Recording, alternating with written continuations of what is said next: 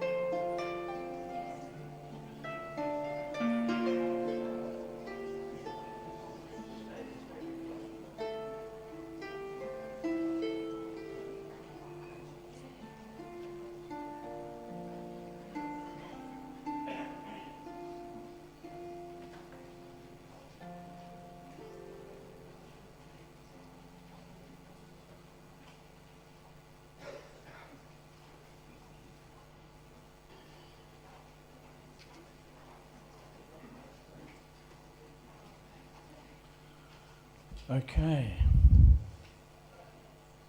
Don't breathe into the microphone, Cole. Looks like everyone's settled. And I'm Cole Smith, and I'm your MC for today, which is a great privilege for me that Ian has asked me to take on this role. Just a couple of housekeeping issues or items. The restrooms you will have passed in the foyer, so through the swing doors if you need those that way. Usually in an event like this, people are asked to switch their phones off. I had this crazy idea that I would ask you to do the opposite and turn your phones on, and at a particular time, if we all rang Ian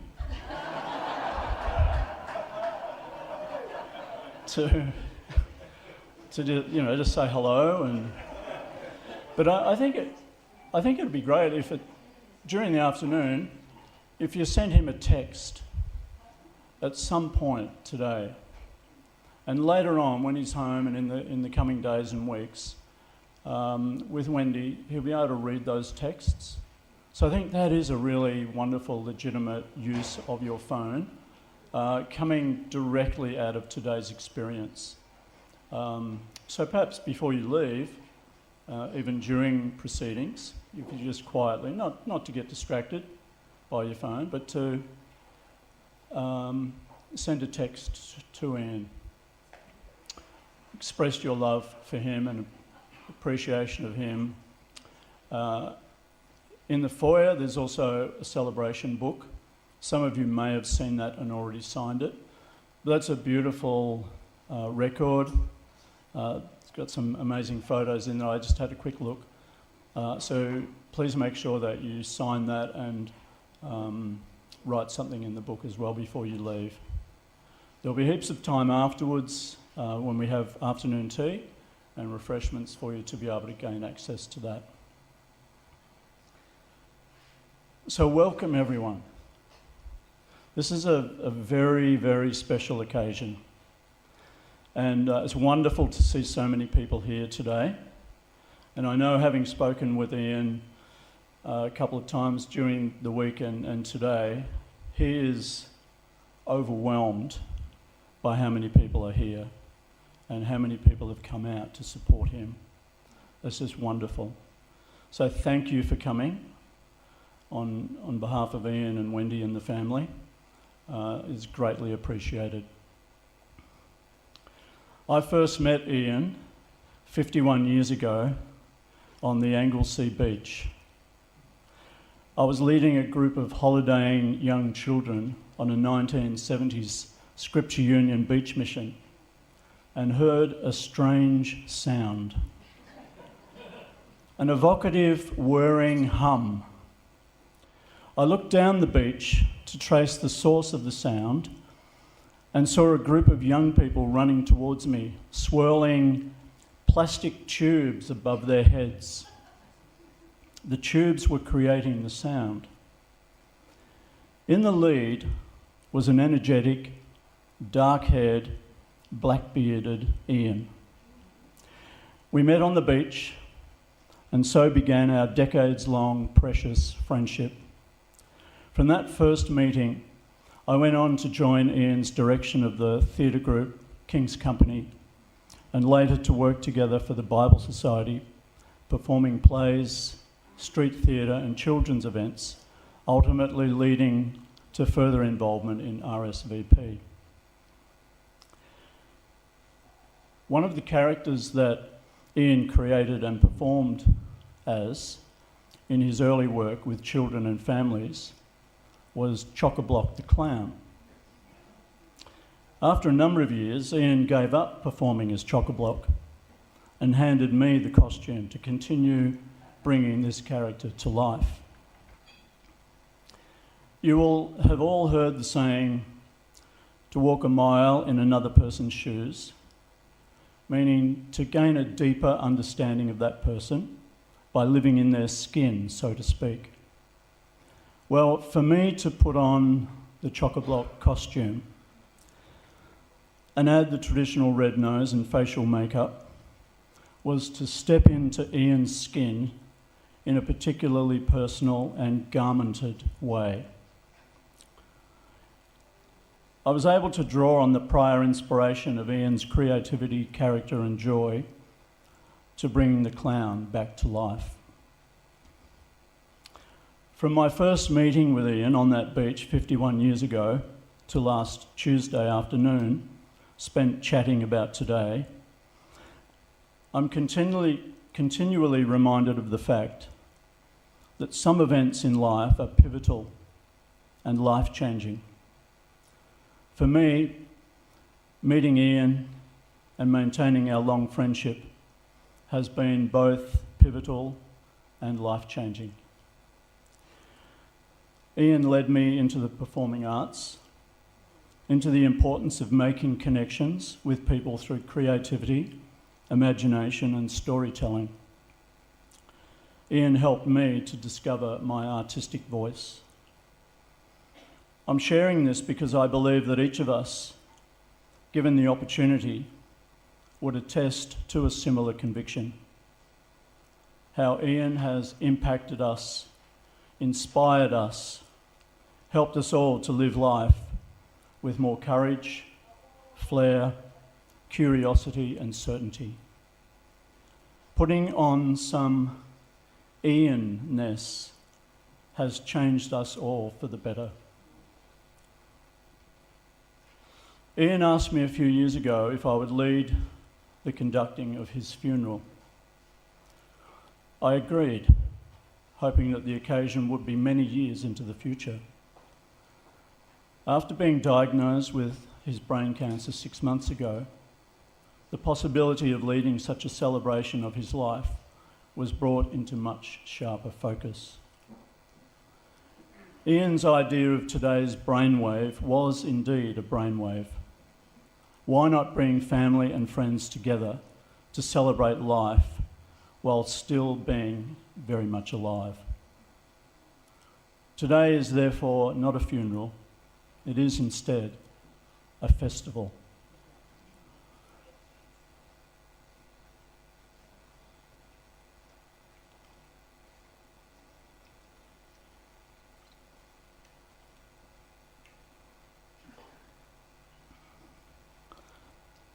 Yes, there will today be moments of reflection on the reality of our fragility, mortality and finiteness.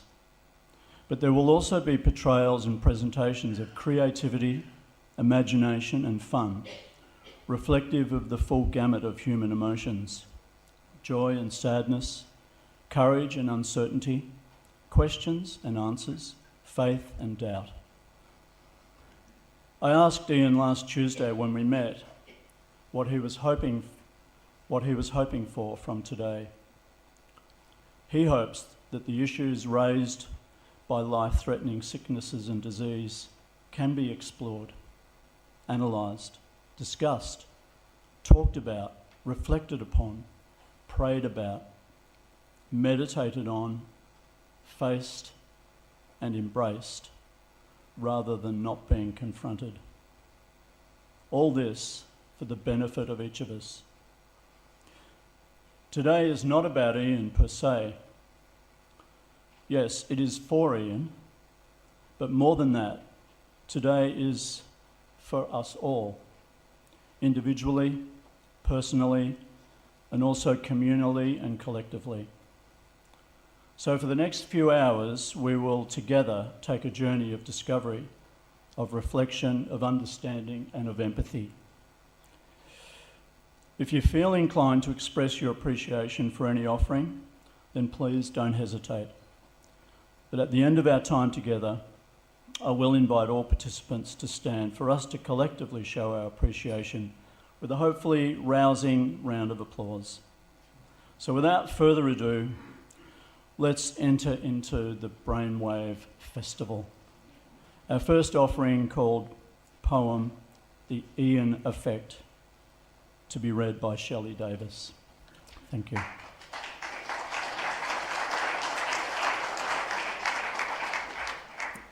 Hi everybody, my name's Shelley. I'm a friend and occasional co-conspirator of Ian at church.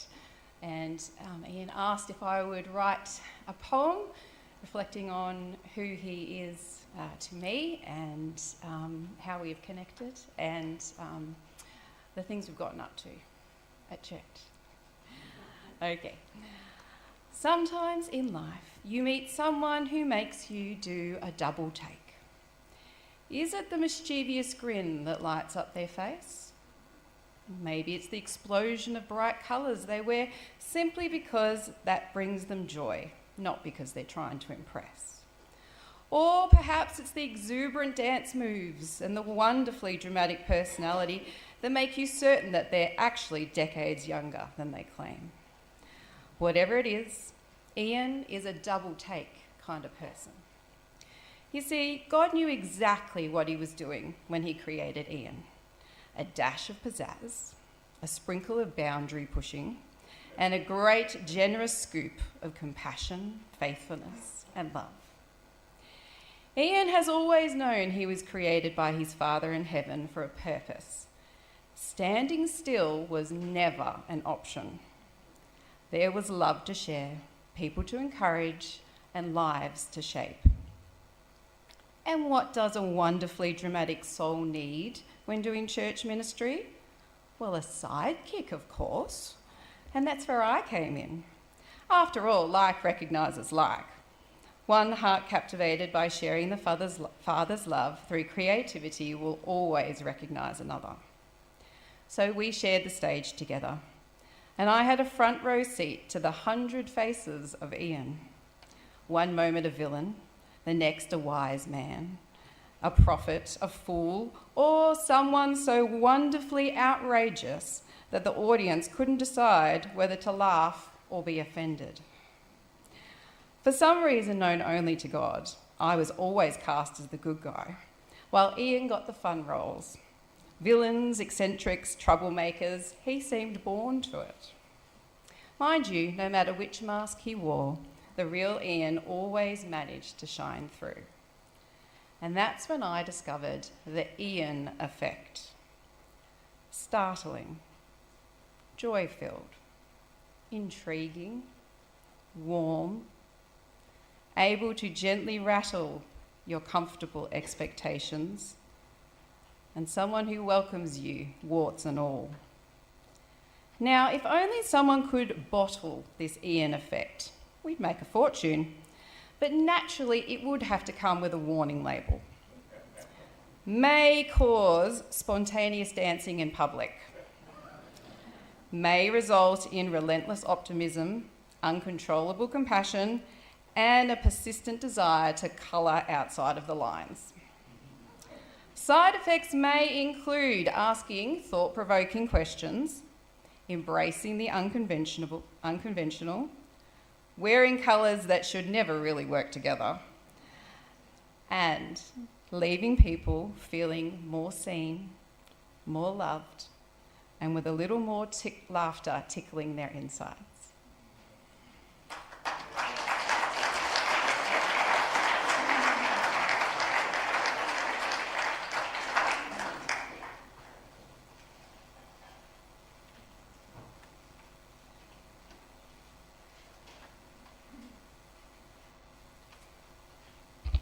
Hello, beautiful people. I'm going to jump right in. I thought Cole was going to save me, but he hasn't. So here I am. My name's Wiley. What can I tell you about Ian Whitehill? One of the values that we hold together in our hearts is emotional honesty. Possibly it's the ideal of emotional honesty rather than the actual practice, as it took me nearly 50 years to even know that I had emotions. I'm still figuring out what to do with them. One discipline that I've inherited from my mother is weeping. Ian and I like a good cry. And my beautiful wife, Christina, has shown me that being emotionally honest is an asset. So, at rather odd times, my emotions become quite honest. But I have got my hanky. So if I break out in tears, we're covered. It's not going to get embarrassing. Now, most of you don't know me, and speaking with a few of you folks today, I realized that you all have accents. And so, as a way of getting to know each other, I thought I'd try to explain mine. I was born in Chicago, raised in the Rocky Mountains of Colorado, became a man in the wilds of Alaska. By the time I was 30, I had mastered the art of selfishness.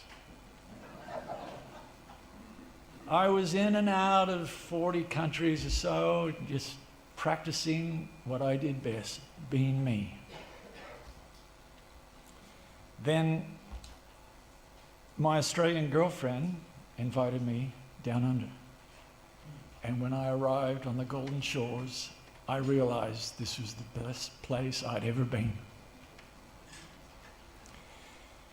So in 1986, I got a second chance at life.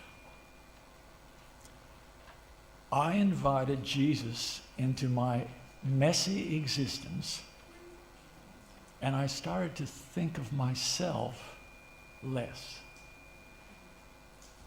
Then in 1999, Queen Elizabeth gave me the nod. So here I am, dinky die. Thank God for immigration, eh? I have an interesting fact for you. Did you know the deepest human need is to be known? And today we are celebrating knowing this man, Ian Whitehill. Yes, to celebrate his life, but also to have conversations about death. And what does it mean when these silly bags of water that we get to live in go to sleep? The big sleep. Now, I've known Ian for about 10 years, so I'm a baby compared to a lot of you. But our time together has been exceptional. We met in what was called a retreat group, but we've rebranded. And now we call ourselves an advanced group. As we realize that our time spent together, deeply sharing our stories in the presence of God, we were becoming better people. And that's an advance. Now, in my short life, I've had over 20 near-death experiences. I've survived near abortion, gunshot, knives drawn, multiple addictions from the drug culture, fire and frost, wind and waves, cliffs and canyons, creatures under the sea, and apex predators all wanting to eat me. I've also survived a lot of really crazy humans who wanted to take my life, including my first marital partner, which ended in divorce and bankruptcy. So why am I telling you all this? First, I'm honored to be here. I'm standing, a survivor of many hardships, but not a victim of circumstance. I'm here to remind you of our most valuable asset. It's the time we spend living. We're here to make the most out of the life we've been given, but also to discuss dying. You see, in life we face this battle, this daily battle between good and evil. But what is good? What is evil? May I suggest it's two ways to live? We can live in freedom, which is generally good, or we can live in bondage, which usually is bad. Freedom is rooted in truth and love, while the roots of bondage are based in fear and lies. It seems to me like a no-brainer. Why wouldn't everyone want to be free? And perhaps it's the cost of freedom. Many have given their very lives that we have freedom. And I do believe our species was designed to be free, which initially starts by facing our fears and overcoming selfishness. So what if being genuinely known provides the freedom to face those fearful challenges with confidence? Facing these fears builds resilience, whether we succeed or not. And isn't that the purpose of freedom? To make wise choices to ensure future freedom? Now, in Ian's life, we see freedom expressed in many ways. We see color. We see dance.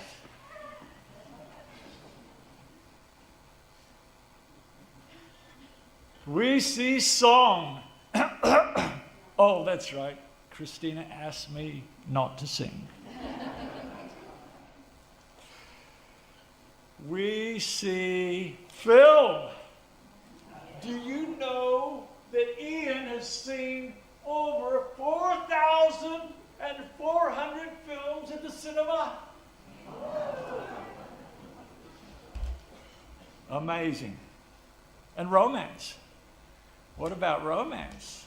Ian has romanced the lovely Wendy. And Ian's choosing to love.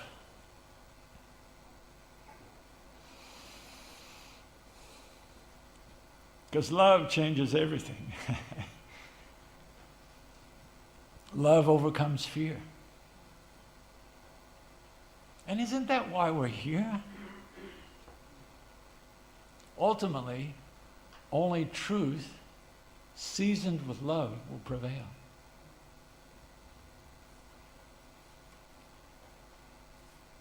So there you have it. Freedom, color, love. Jesus sounds like a Baz Luhrmann film script. I can see it now. The Ian Whitehill story in 3D. Daring, dedication, dependability. It's going to be a good film, mate. You better sign it up now. I have some closing thoughts.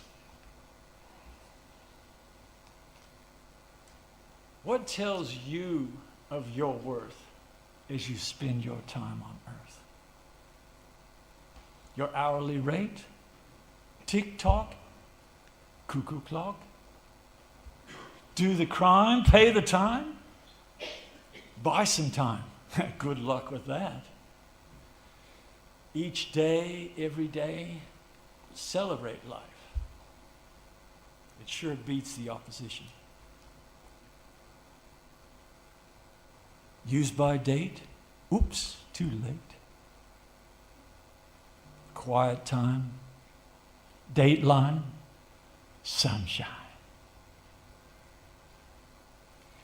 Digital, analog, Greenwich Means, smartwatch, moon shadow, evening glow.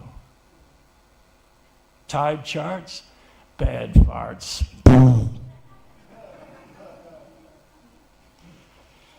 My time, sunrise, sunset, dog's breakfast, spending spree. Would you like a cup of tea?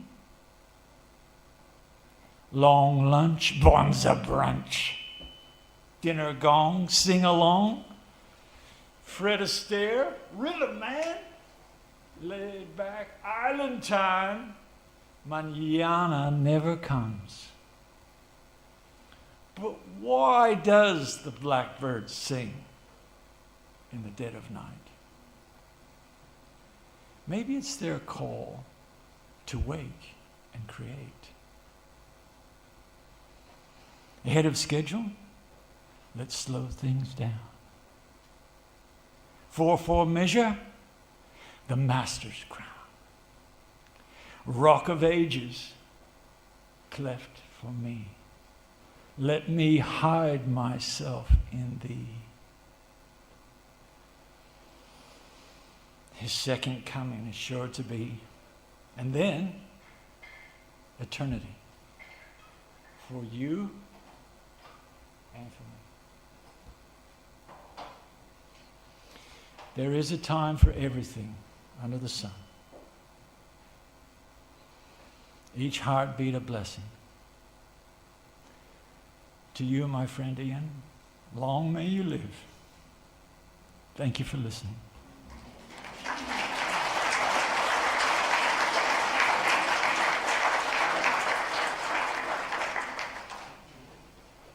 Thank you so much, Wiley, and sorry to leave you hanging there. You did a brave thing, stepping forward instead of waiting for me. We did talk about the flow today. There's quite a few people making a contribution, and I haven't met everyone. We thought it best that I just keep out of the way, and the next item will come up on the screen. And if that's you, then please make your way to the stage and do your thing. If you need me to introduce you in a special sort of way, I'll just be sitting over there. You can just raise your hand and I'll come up and stand with you and help you along. But I'm sure you can manage, as Wiley did, just come up and we'll keep things moving. Thank you.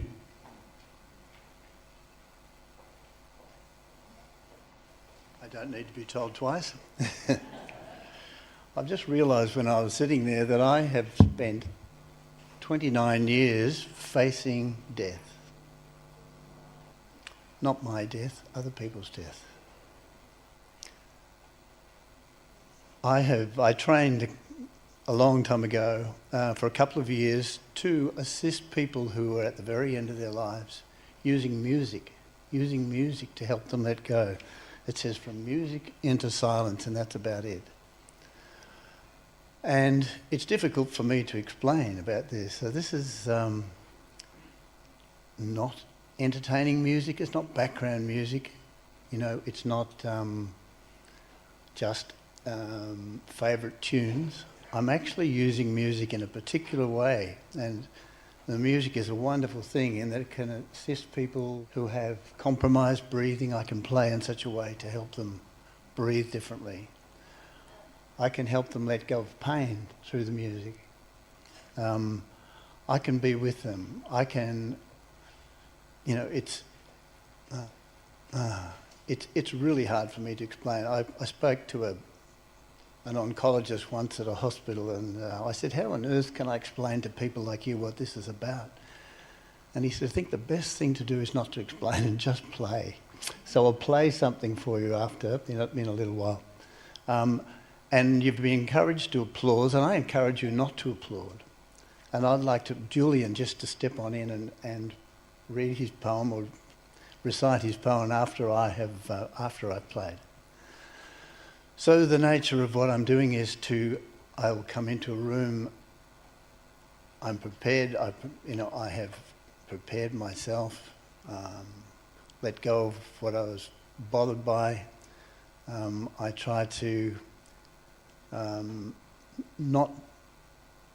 It's difficult sneaking a harp into a room. I tell you that. You know, it's the most obvious thing, and people want to talk about it, and I just want to sort of be in there. So it ends up that's the way that it is, that I'm just in the room, and I try to just fit in, and I'm up next to the bed.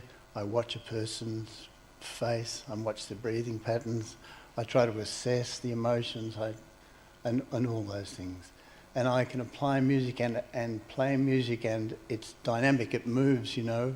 It's not a set lot of pieces. I play and I'll change. So there may be tears, I'll play a certain way. The tears have their way and they're gone, and I'll play differently.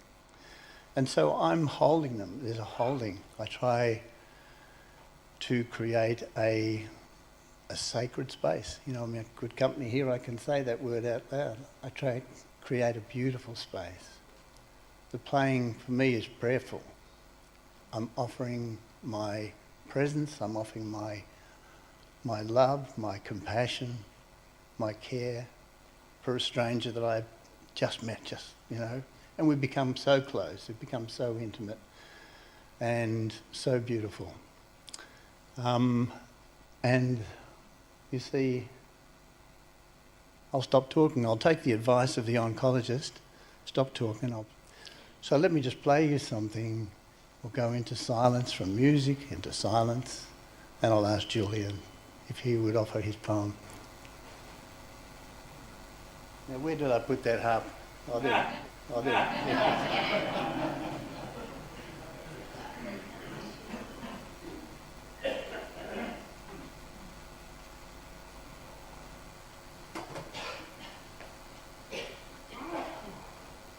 I usually tell people if I'm in a room and I'm playing, I said, look, it is okay. Dying isn't compulsory, but it's quite okay if I'm playing and you die. Bad joke, good joke. It's quite okay.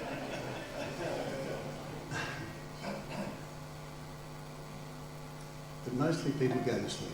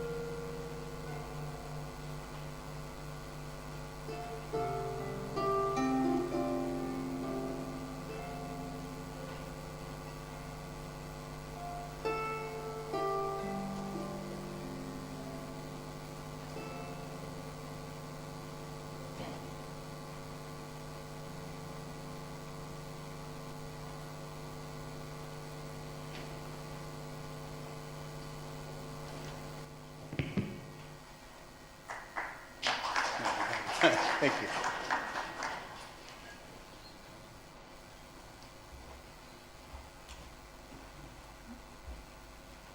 It's my pleasure to speak, Ian, at this celebration, and Wendy. I met Ian at a conference in Geelong, and subsequently I photographed Ian and Wendy's wedding, and that was a wonderful pleasure. Ian and I spent 4 days together recently on Phillip Island, about a month ago now. It was wonderful, challenging and intense. During that time, I realised afresh what a gift this relationship has been and continues to be. Ian has always possessed a deep appreciation for the arts and an instinctive understanding of their expressive and healing power. As iron sharpens iron, he has blessed and enriched my life more than I can fully know and adequately express.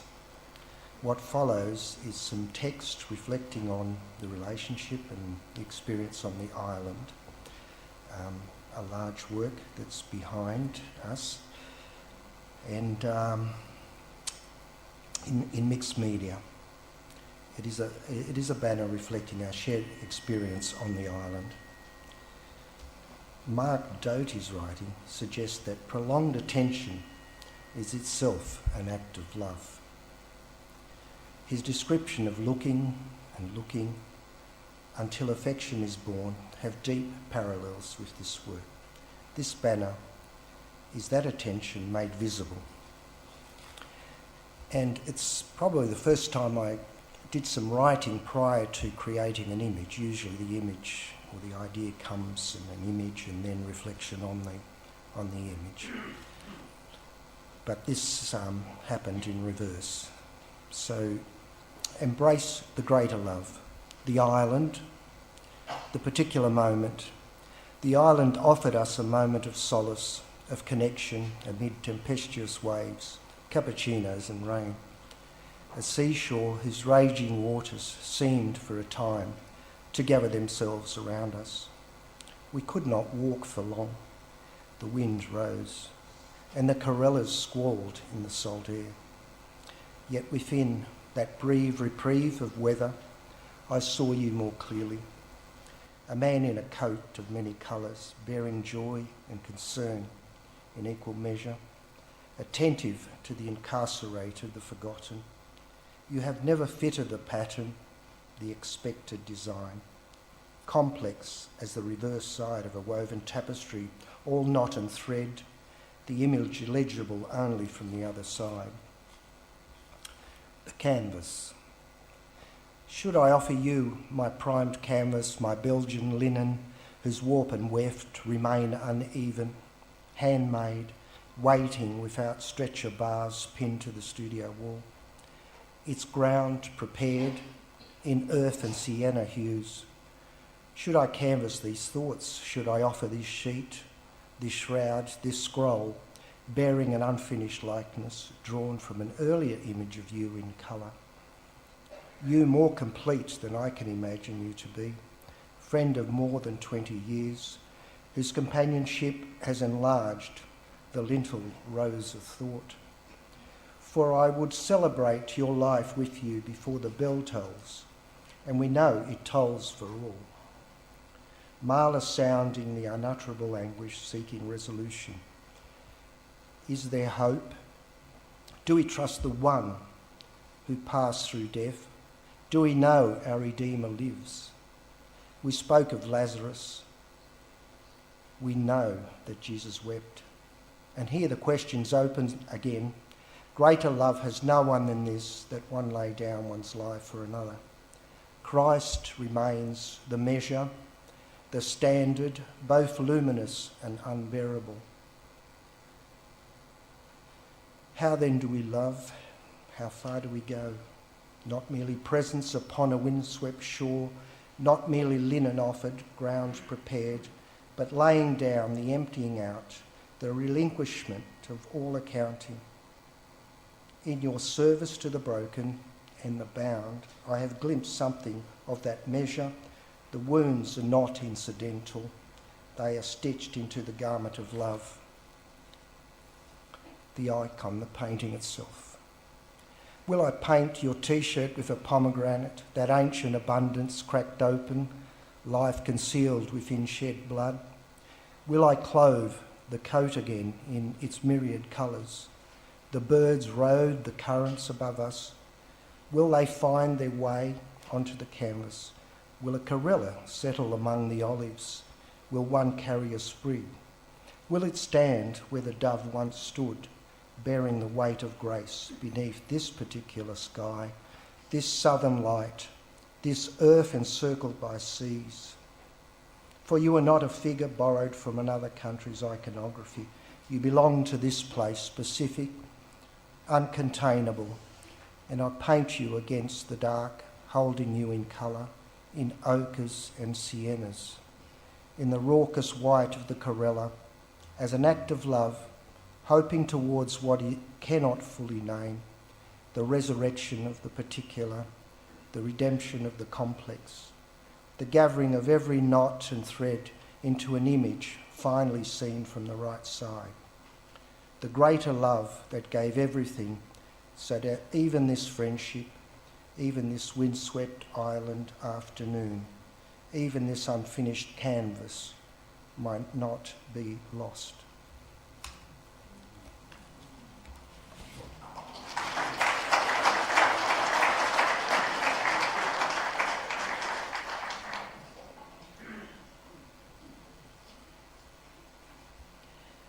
Hello everyone. It's my pleasure to tell you how I met Ian and our life since then. We met in January 2000 at the Lilydale Anglican Church. Ian was asked to put on an Easter play, and people in the congregation were asked to put their hand up if they wanted to participate. So I did. And Ian asked us to bring along something to share that would be very emotional and something that we would be able to be a little bit stripped bare in sharing it. So I brought something along. It was a photo of my dad and my 3 children, and they were very young, and he had died 10 years prior, and I still had a hole in my heart.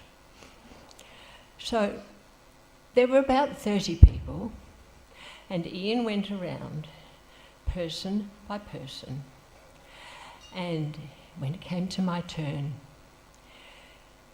he looked in my hand and he saw my photo, and he was so compassionate and full of sincerity that he could see what I was feeling.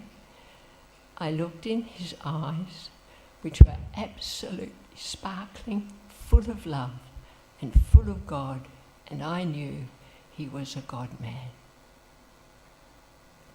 So after that, we joined lives.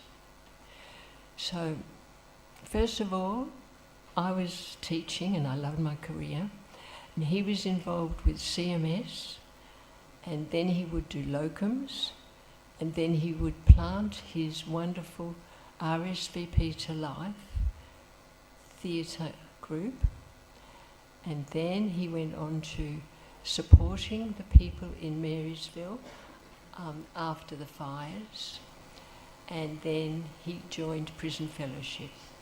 So all of those years we were sharing together. He was very accepting of my 3 sons and my family and my step-family. He embraced them with love and care, and I knew that this was a right path to take.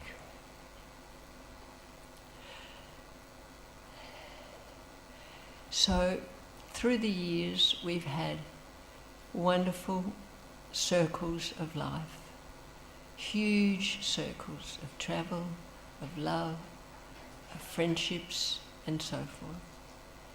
And then it came to a time this year when he was diagnosed in January. And that's 6 months ago.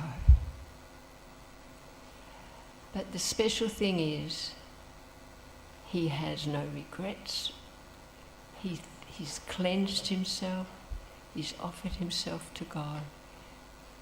He's listened to people. He's taken in advice. He's loved his family and mine. He's just been a very warm-hearted, spiritual person that puts himself second, God first, and he's full of love. And I just want to say thank you to him for our life together, and thank you to all the people here that have contributed in some very loving way to help us get through this time. Now that our circle of life is changing and diminishing, we are very, very grateful for you all, for family and friends, and we just know that you are there for us and you care for us, and I just want to say very, very big thank you.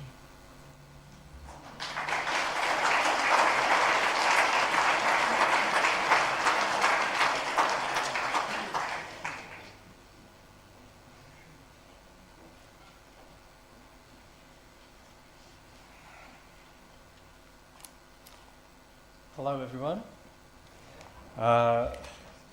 It's amazing to see so many of you here today. I thank you all for coming.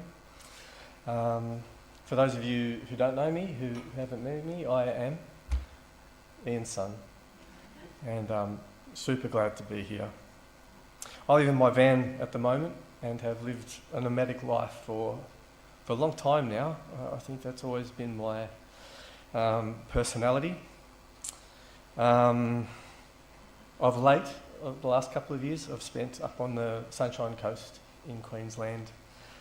And this is the first time I've been back in Melbourne since Dad's diagnosis. It's reassuring to see he has such a community around him who care and clearly love him a great deal too. So, it's kind of overwhelming for me to be here and to see this sea of people here today. Dad's come up to Cooley, to Coolangatta. Many of you might know this is the place he loves, right on the border there of the coastal border with New South Wales in Queensland. He's been up a couple of times. The first of those weeks he spent, I felt he was really struggling. And, with good reason, I would have thought. But otherwise, I haven't seen him in any physical pain or any real distress during this time. He does seem like an old man to me now, needing more rest than before, but essentially still himself. Upright, mobile, functional and lucid of thought and expression. His faculties are still with him, thanks perhaps in a large part to the wonders of modern medicine. And I think we're all grateful for this. As much as I'd rather this wasn't happening, it's happening. I've been very philosophical about this pretty much from the get-go.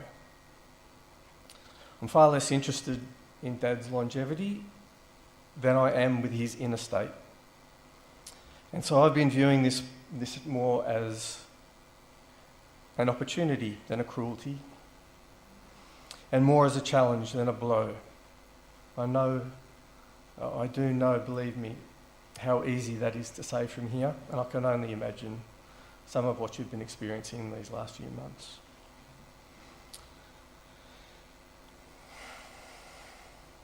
This, in my mind, is an opportunity to look death in the face, to look again, and to look again, if need be, until it can be looked at without flinching. to look at one's own reflection, successes and failures, to acknowledge all fears, and to drop the ego's little narrations on behalf of the truth. To face all of the realities of one's life with a steady breath, to quieten the noise of the mind and return as one. If the cancer recedes, it recedes. If it does not, you have this time like a gift to become ready where you are still essentially yourself. So many don't get this opportunity.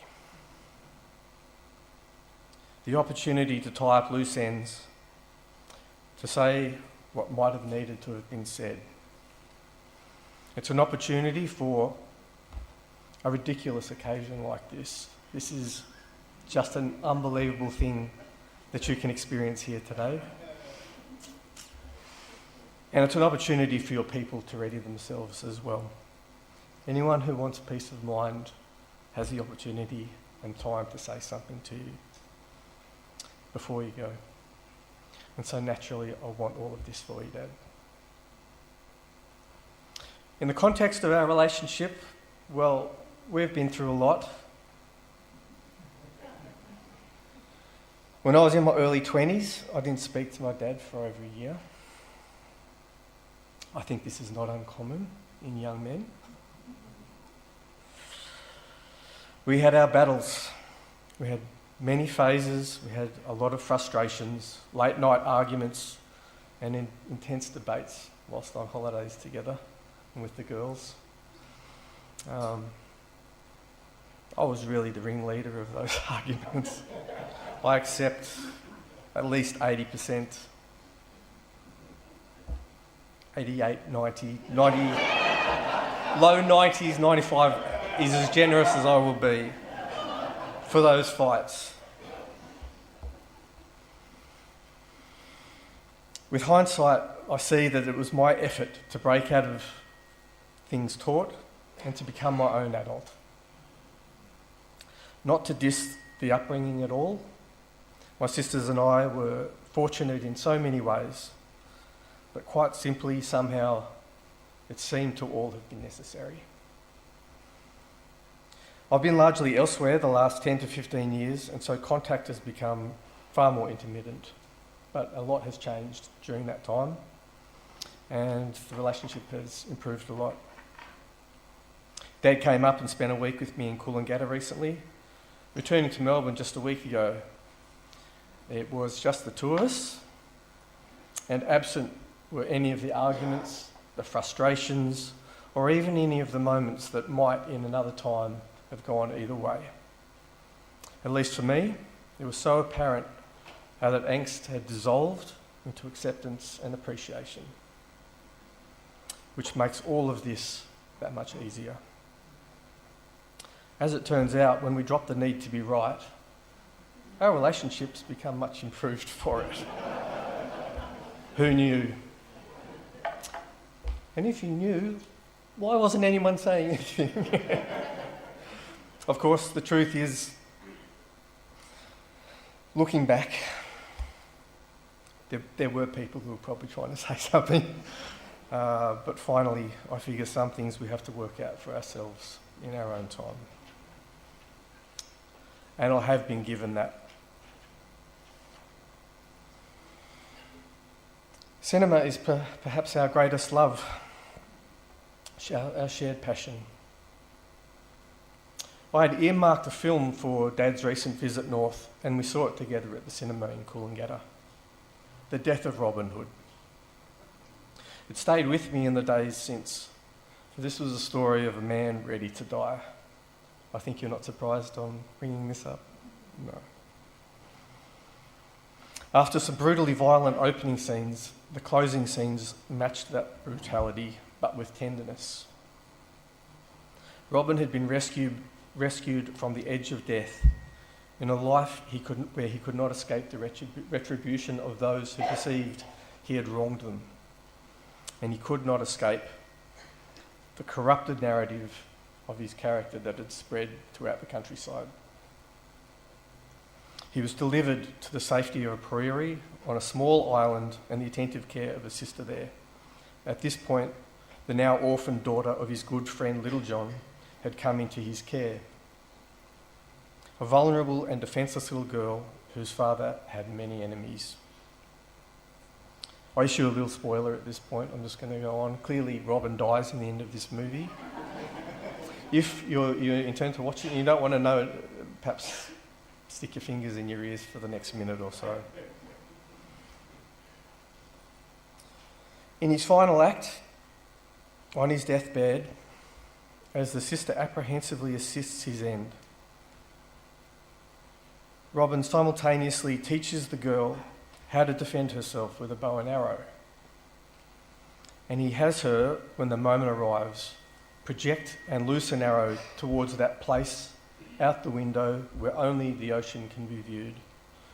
Project the arrow towards that place where the ocean meets the sky, as if to send him on his next journey. I've thought a lot about that scene in the week and a half since, which flowed into thoughts about heaven. I was always baffled about the concept of heaven as a boy. For some reason, I just couldn't get my head around it, especially in the context as an afterlife. Even now, I have no settled thought, feeling, or formed belief about it. But I'm as interested as ever in hearing the various thoughts and explanations that might be found out there in the world at large, amongst individuals and different cultures. To speak generally, I know you believe in heaven, Dad, and it seems to me that arrow was an excellent metaphor for it. Speeding on, out of that window towards the horizon, and in the spirit realm now, where gravity had no power to pull it down, travelling onward toward a horizon that would never arrive, endlessly circumnavigating this beautiful, messed up, exquisite planet. Perpetual motion, direct, focused, unbiased and true. Entire orbital perspective, the entire destination, the journey. Open, boundless freedom to infinity. Does this not sound like love? Does this not sound like heaven? And of course, this might show up in your own way, but I hope that the feeling of this at least has a part in your version. And I want this for you, Dad.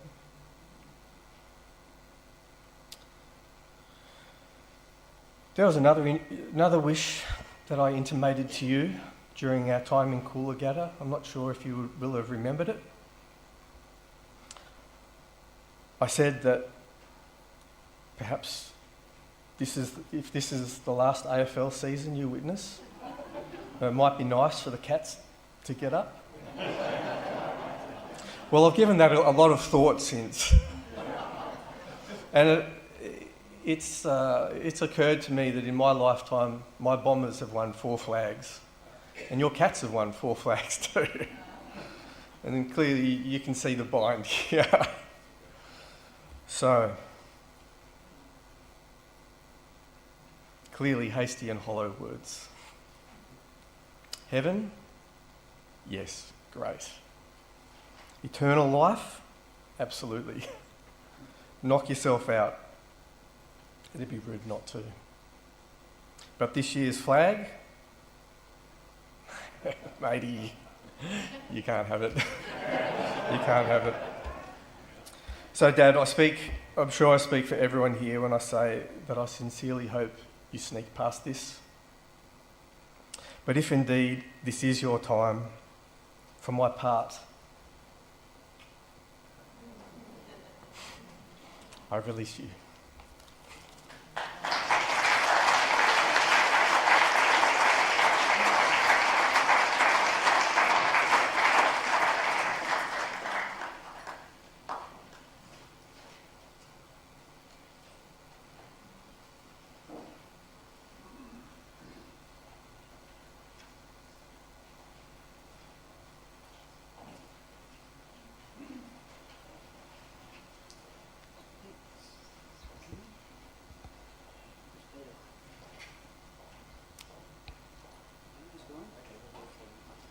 over the next little while, we're going to reflect, remember, and perhaps explore.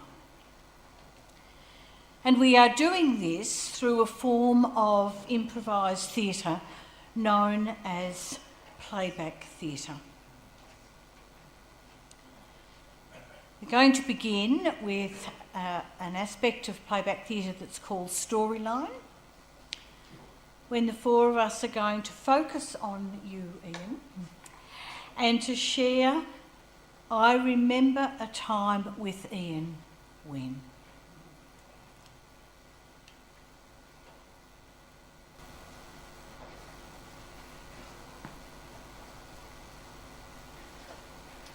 I remember a time with Ian when Ian invited me to become a part of a new group that he was forming called RSVP, Responding to Life, which we've heard a little bit about today.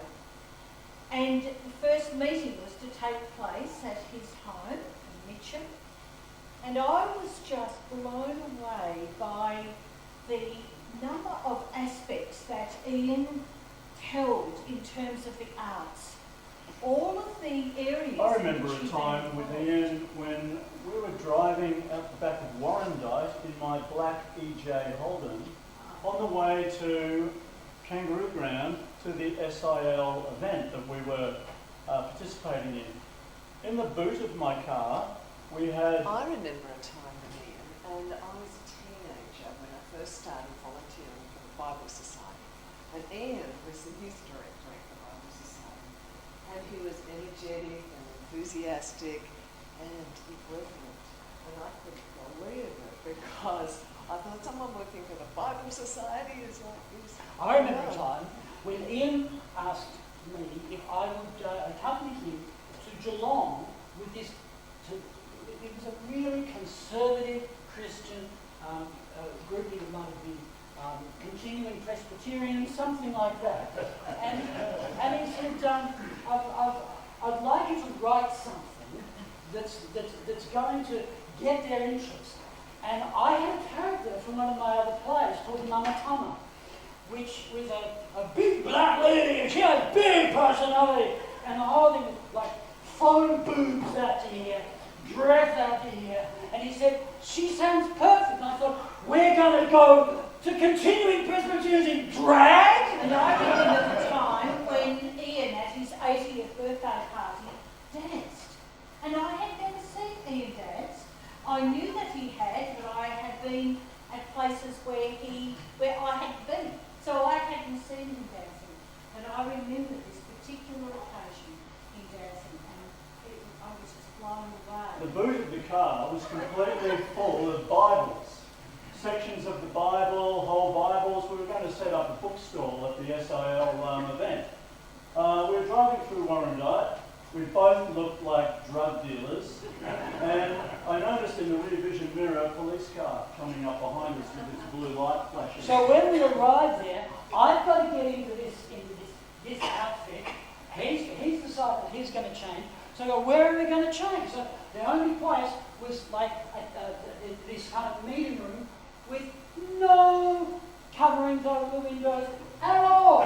So here's me and him, like getting into our undies and all of that. And cars driving past and thinking, what the hell? And we were rehearsing downstairs because for the Bible Society we started up this youth group to involve children and young people in the Bible Society.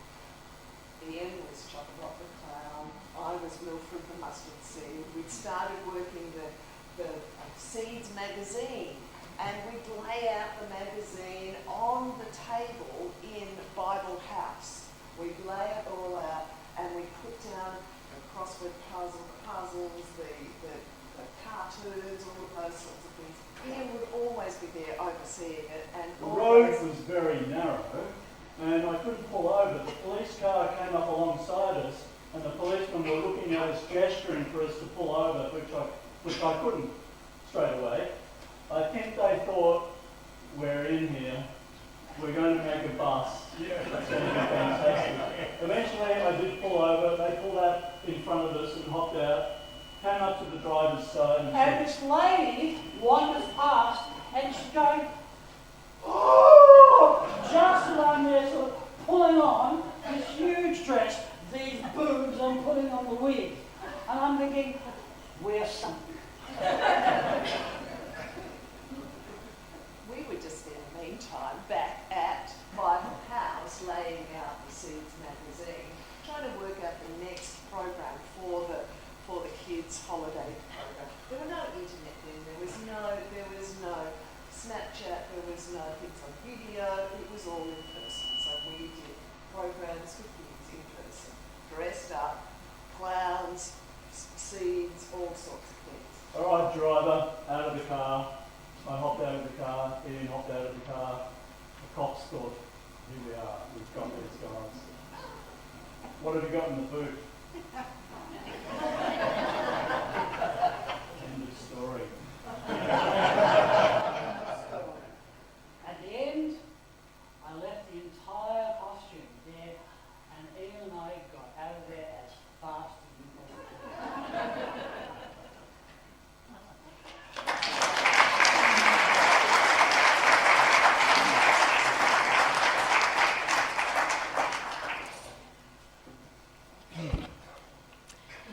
As you have just witnessed, we've shared some stories, our stories, of connectedness and interconnectedness with Ian. And there's some quite interesting moments there, weren't there? I'm sure each of you have your own stories, perhaps of your connection with Ian, or something else that you have been reminded of. And shortly, you will have the opportunity to explore your stories and your moments further. You see, this is how playback works, is that you, the audience, become the storytellers. Just before we do that, we've got something else that we're going to do. Thanks, Simon. So you might have noticed that up until now, the format of everything has pretty much been, there's the blah blah at the top, and you listen. Okay, this is the moment where we change things. So we're going to do attempt what we'll call a sound set. So I'm going to ask that we will all start to do a communal hum. It doesn't matter what note you pick. It'll just be a hum. Now there's a couple of reasons why we're wanting to do this. One is that in a lot of traditions, vocalizing Greek is a normal part of things. In traditional Italian settings, there's lots and lots of writing. In African settings, there's huge ululations that happen, particularly amongst the women. Is anybody here familiar with all this? Yeah, exactly. But what usually happens in a funeral? Everybody's very quiet and we hardly make a sound, right? So this is a chance for us to start also to make a sound. But it's not, it's to explore a little bit of that vocalization of how we're feeling about these things, how we're feeling about Ian. What also, I hope we'll do, is to start to begin to bind us together for the rest of this, the rest of our time together, so that we have a sense of being a unit. Because I would like to work with us all as a unit to do some more creatively expressive things for the next time. You up for it? Yeah. Okay. All right. So you can close your eyes. It's probably best done if you close your eyes. Right? Just close your eyes. Just listen to my voice. The closing your eyes can help stop this being a performative thing And just as you sit there, if you can just take a breath and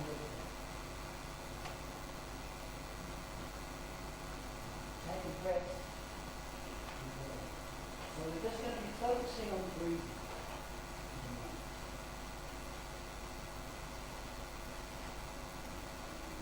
And as you're just focusing on your breathing,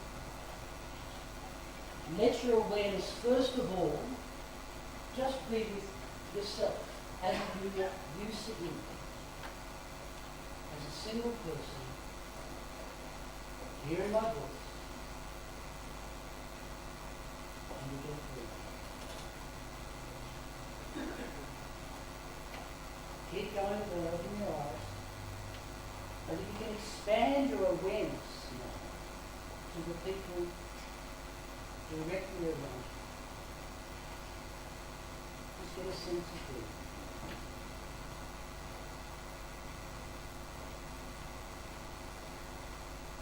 And now expand your awareness out even further to get a sense of yourself in amongst the group.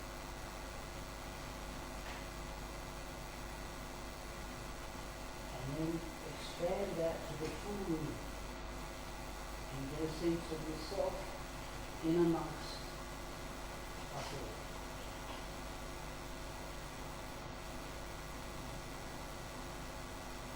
Now bring your awareness back to yourself. Inhale. Exhale. Inhale. On the next exhale, can you give just a gentle vocalization?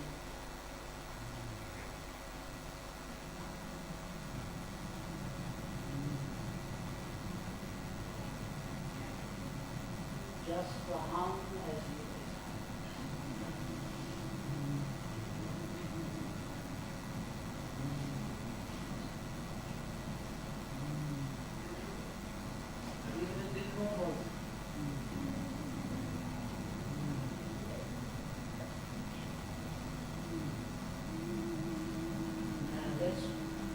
let's do some sustained.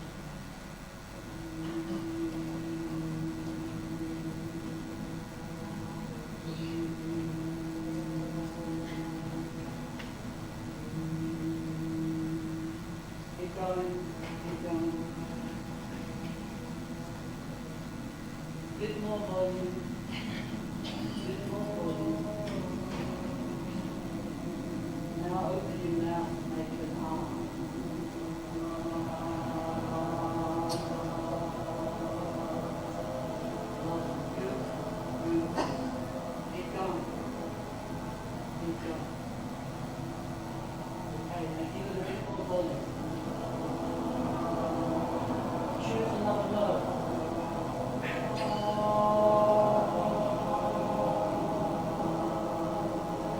Another note, any other note that you want. Keep going, keep going. Let's see if we can build this. Build this. Build.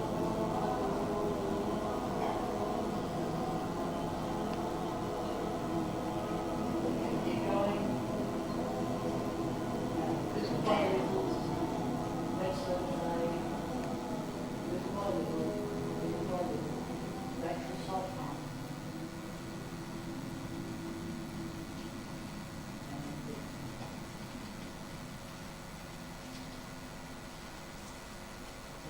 Right, give yourself a clap. That was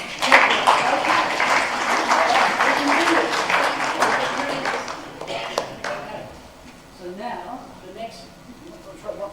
Yeah, want to go? Yeah, sure. Okay, so the next iteration of this is that it's not conducted by me.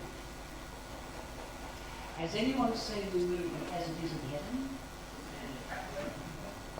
Where the choir loses their conductor and they have to generate the whole thing themselves. We're going to try that.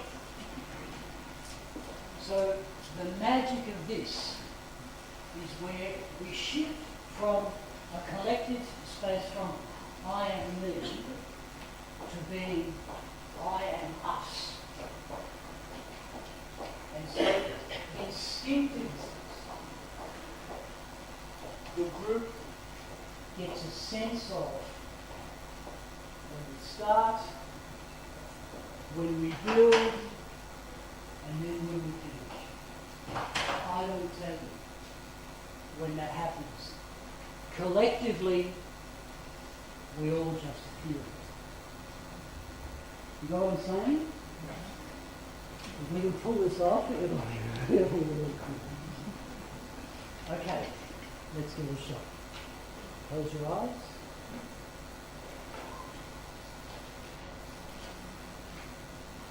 Remember, we start just on the out breath, and I will stop, and it's over to everybody. Begin.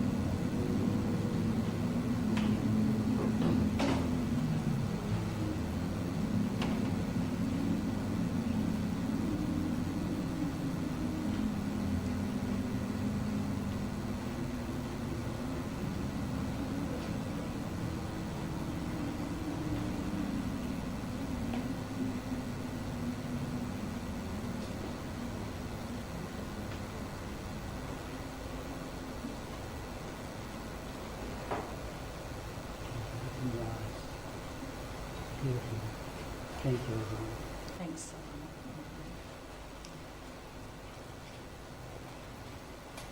One of the areas in which we work is with people's feelings.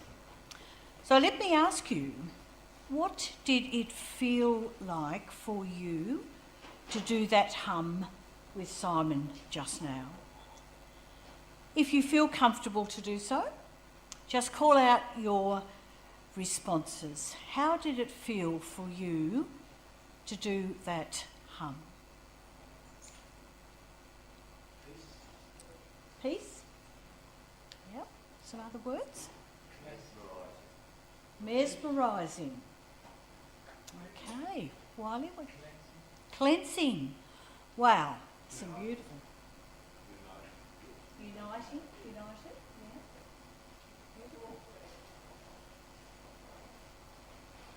Sorry, there's someone else. Was that awkward? Awkward. Awkward. That would be good. Let's watch. We're going to play back for you that feeling of feeling awkward.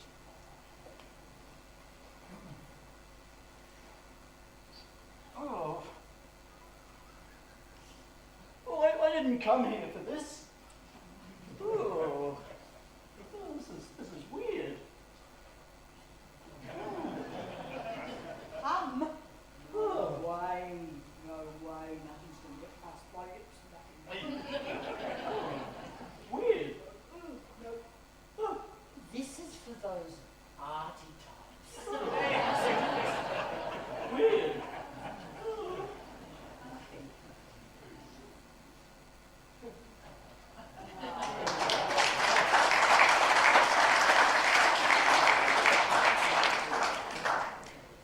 I'd also like to, I like your word, Wiley, cleansing. Let's play that back, cleansing.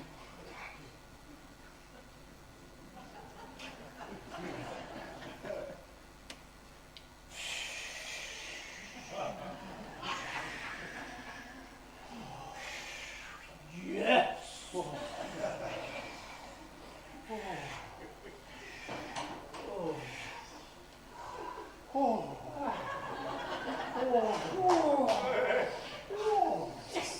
To me, it feels like the wind. Clean. The wind. Clean.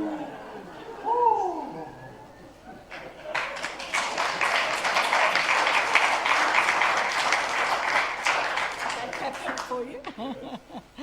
That's good. Well, that's how it works. That's another aspect. We've gone a little bit deeper now, and that's how playback theatre also works. So let's explore now some moments. And I wonder if you would like to share with all of us present your response to this statement. I remember a time when, with Ian, I used to. I remember a time when. I remember a time when Ian used to. Would anyone like to share a moment? And I'm going to come and help you, so I'll have a microphone with me, and to just help you to unpack that moment a little bit, and then we're going to play that back for you.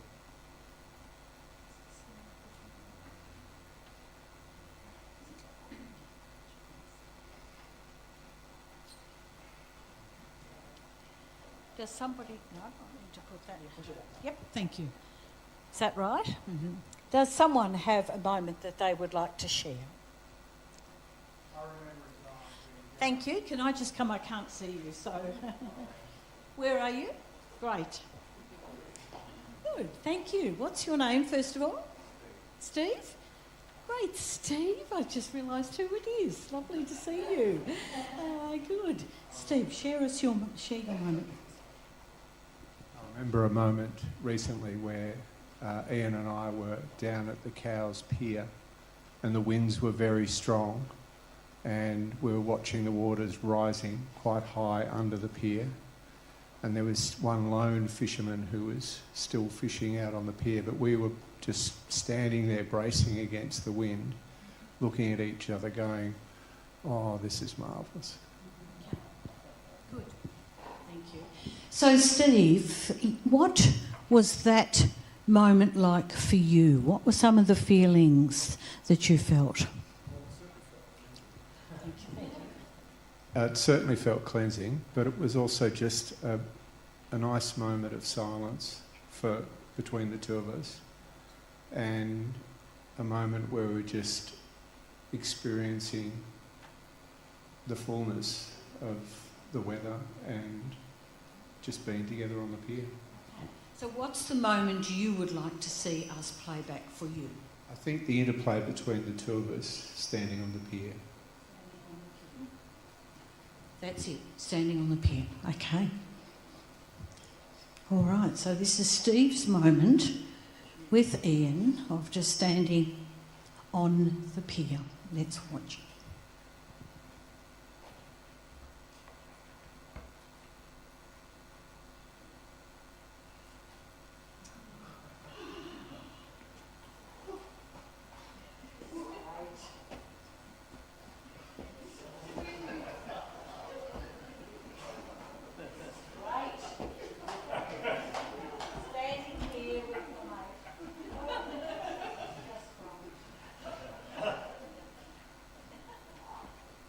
I love God, but I think I might lose my balls. Boy, it's windy.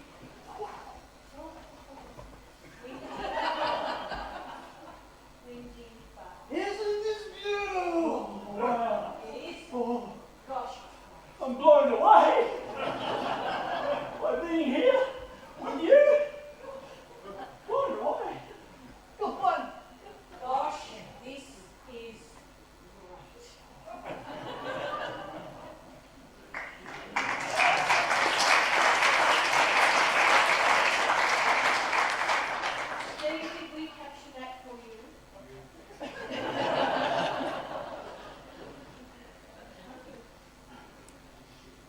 Is there somebody else that has a moment?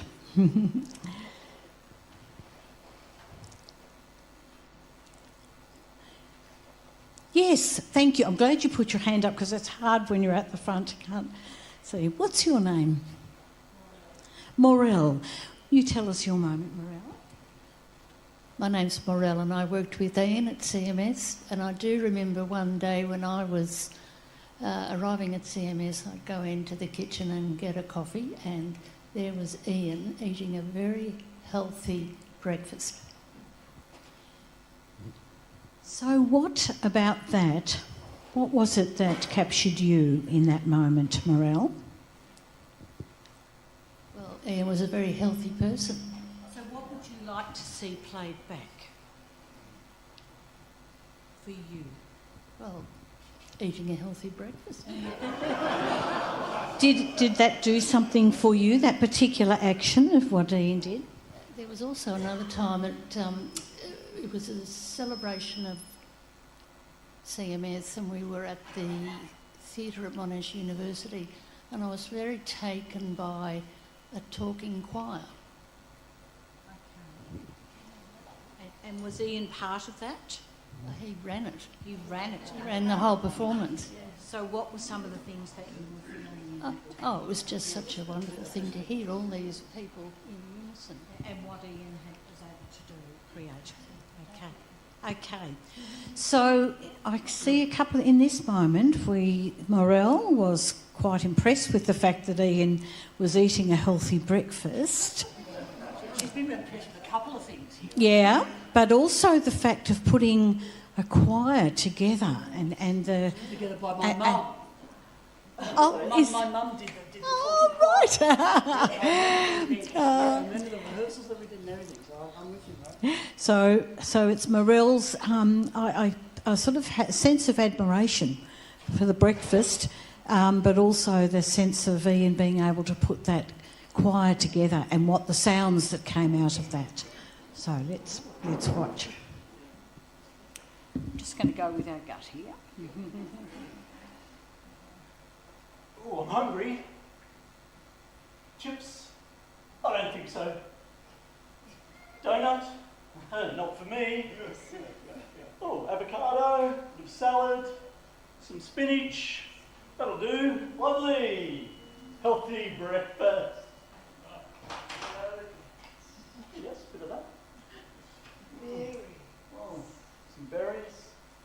I'm so pleased to see that people at least can eat properly now.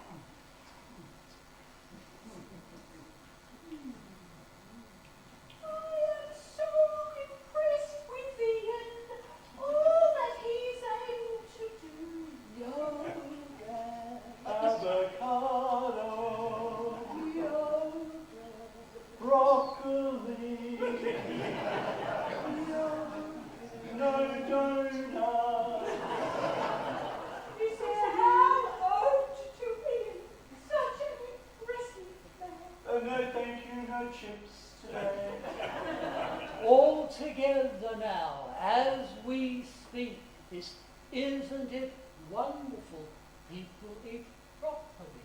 Isn't it wonderful that people eat properly? Isn't it wonderful that people eat properly?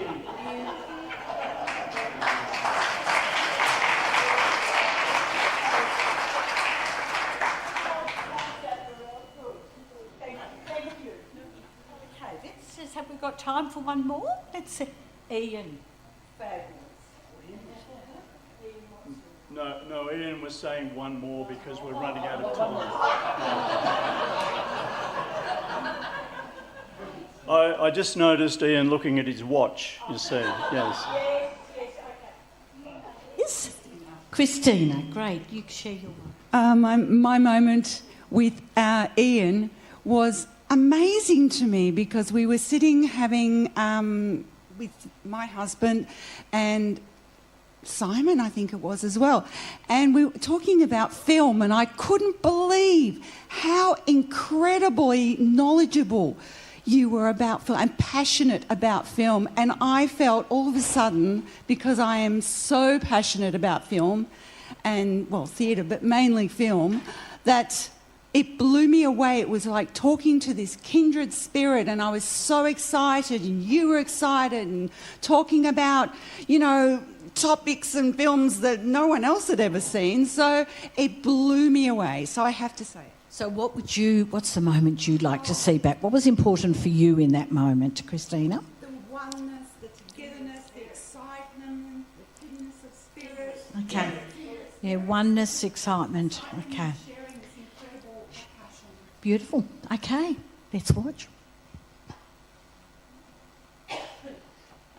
Oh my God! Another one! And I'm you, kindred spirit. I've got someone else here who loves what I love. Would you like to go to the movies? I'd love to go to the movies with you. Yes? Would you like to go to the movies? Yeah. Yes, let's go to the movies.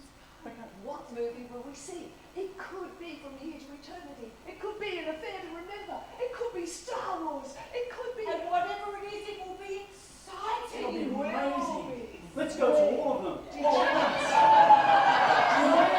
Please go down. We can go to the marketplace and watch 4 movies at the same time. That's it. Yes. That's And then enough. afterwards, we Let's can go. talk about it for hours. We will. Yes. Let's go. Yes. Camera angles, the portrayals, the scenery, Action. everything. Yes.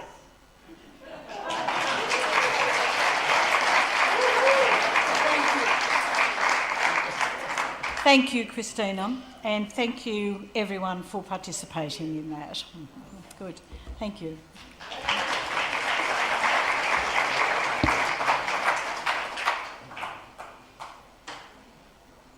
Go Canners!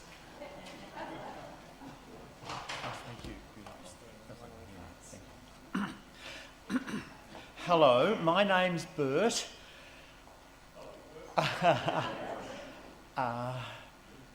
I first met Ian and his family 40 years ago. Ian had just been appointed as the curate at the St Jude's Anglican Church in Carlton, and his house was at 97 Drummond Street, so it's a south end of Carlton. I lived at number 93 Drummond Street with my wife and my little kiddies, and in our house we had many street kids and drug addicts, so it was an interesting household, wasn't it, Ian? The house between us was number 95, and that's where 12 young people came annually to study the scriptures and to teach and care for people in the Carlton area. We shared the one backyard. My drug addicts, my street people, with Ian's mob, and all the very enthusiastic young Christian people. Well, what hope did my street people have when they shared their ciggies and probably other things as well in the backyard in Carlton?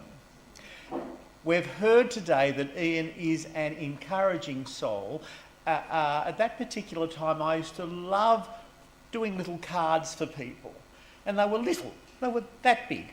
And Ian was doing something for kids in Flemington, and he wanted me to do an enormous mural of Jesus asleep in the boat with his head on the pillow, and all the disciples freaking out because it was rough.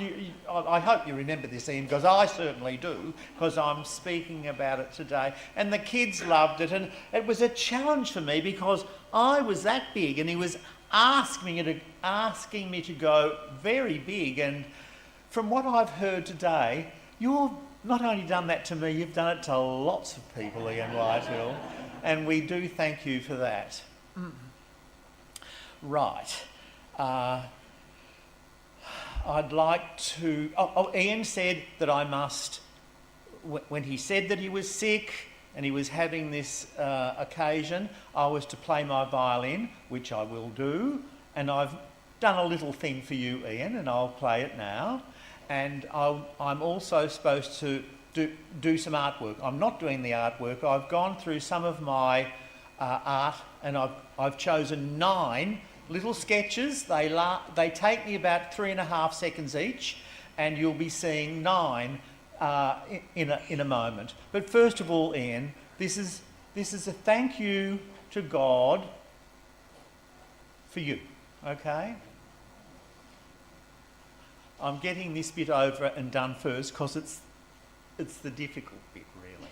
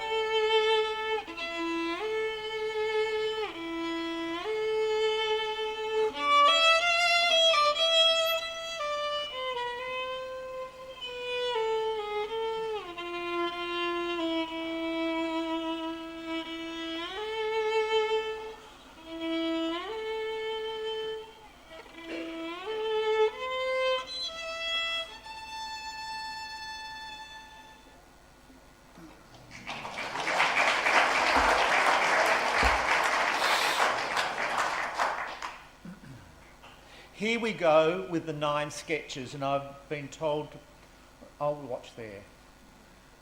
Did it work? Oh, goodness. Often after I pray, I do a sketch on my iPhone, and you are meeting today Adam and Eve. There they are. Aren't they fabulous? This is pre-fall. They're very beautiful. And there they are again, walking in the garden. We move to Genesis 3. Oh my gosh, here we go. Where's Genesis? There. See Genesis 3, we see the serpent. And as a result of that little threesome, we are all us humans, in a state. And the first state happened when they had 2 sons, Cain and Abel, and you will notice the top left, sin is crouching at the door, and sin has been crouching at the door of our lives as well. I could go right through the Old Testament giving you illustrations of sin and its effect. But I'm skipping straight through. Oh my God, here we go. I can't work out whether you can see, but that's Jesus on the cross, the most significant event in history. And this is where I do my little sermon, Ian. Obviously, you are a talented lad, like I am, like especially that mob there, aren't they talented? And it's fine to be gifted by God with these lovely things. But we've also heard today about heaven, where Ian will be going soon. But let me tell you, one and all, he's not going to heaven because he's a gifted, gorgeous man. He's going to heaven only because he trusts in that fellow on the cross who, as you know, 3 days later rose.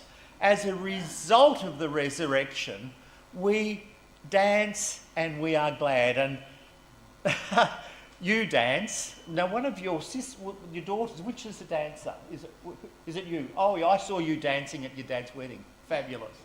Not only that, we have our gifts. I have my violining gift. You have your gifts. Another little sermon is before I was a Christian, I played beautifully, but it was a bit nerve-wracking. Now, being filled with His precious Holy Spirit, I play to God. And if anyone's around to listen, well, that's their good luck, you know. And that's how I sort of explain it. It's like us Christians, we are like that. The world looks on and they see beautiful, they're seeing Jesus, that's what they're seeing. We continue on. Now, he gives us romance, and we've heard about that today, haven't we? Ian fell in love. I fell in love with my Hilly, and we know what it's like. It's sometimes difficult, but it's real. My final flourish is that yes, we have our gifts, and they're wonderful, but we are called to wash people's feet. Now, I can't remember if that's Jesus washing someone's feet or it's me washing someone's feet. I don't know. Who cares what Ian and what the scriptures say we're to wash people's feet? I think that's it. Except there is one final tune I'd like to play. It's my favourite hymn. I'm going to play it once. It won't go long. And then I want you to join in because we are praising God. Okay, here we go. You'll recognise it.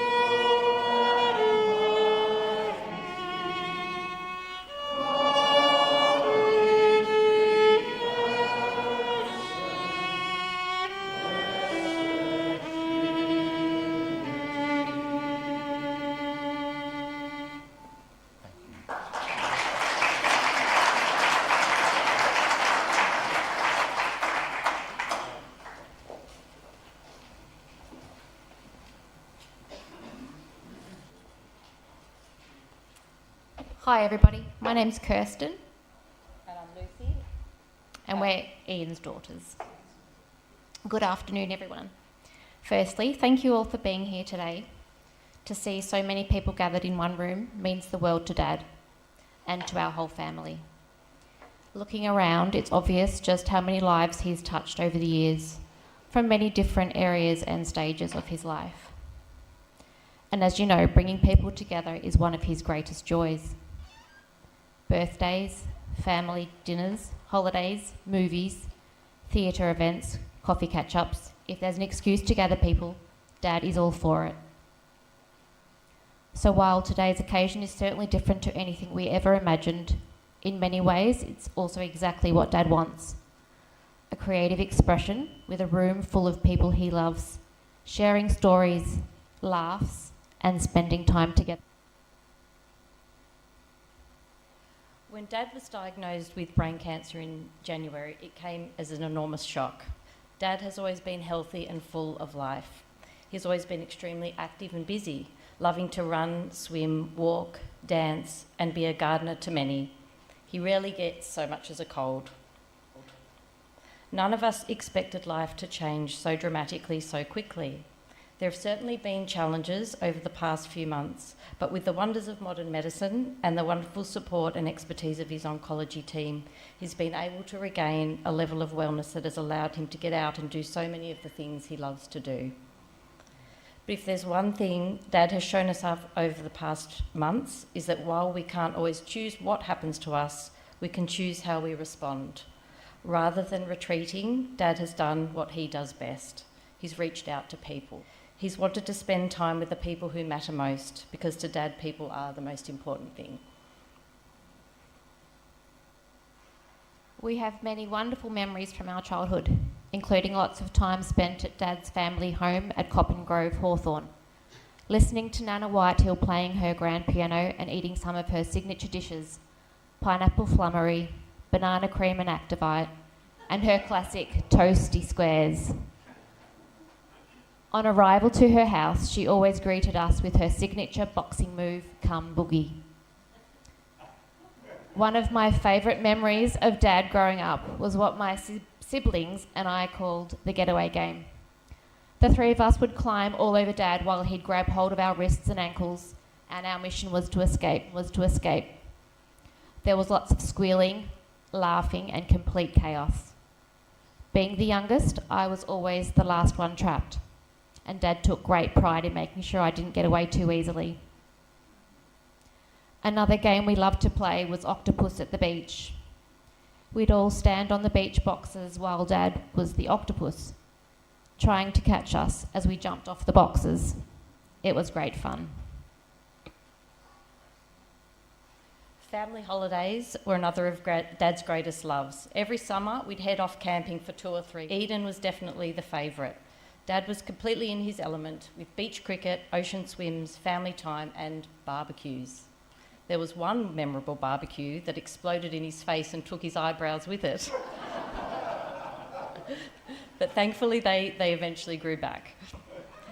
As teenagers, Dad wanted us to experience more of the world. We went to Malaysia and Thailand, and these holidays were a chance for us to experience something new and spend time together. Then, once we had families of our own, Coolangatta became our annual holiday destination. This meant runs on the beach, beach cricket, building sandcastles, swimming, nightly ice creams from the ice cream fairy, aka Wendy, and Dad and the grandkids performing many silly shows in the hotel room. And of course, Dad dancing on the beach. Usually, while the rest of us quietly pretended we weren't related. Becoming a poppy opened up a whole new level of joy for Dad. Mia arrived first, almost 18 years ago, the only granddaughter, followed by 3 grandsons, Samuel, who is 15, Zach, 14, and the youngest, Blair, who is 12. He loves his grandchildren and has embraced them all for their unique qualities. He regularly attends their various activities and loves being a strong presence in their lives. With Samuel, it's cricket and various sports, and Blair, it's sharing a love of books. With Mia, it's dance, football, and plenty of carrying on. And with Zach, it's ninja and school productions. He has also embraced Wendy's family, including her boys, their partners, and her 2 beautiful grandchildren, Cole and Lexi.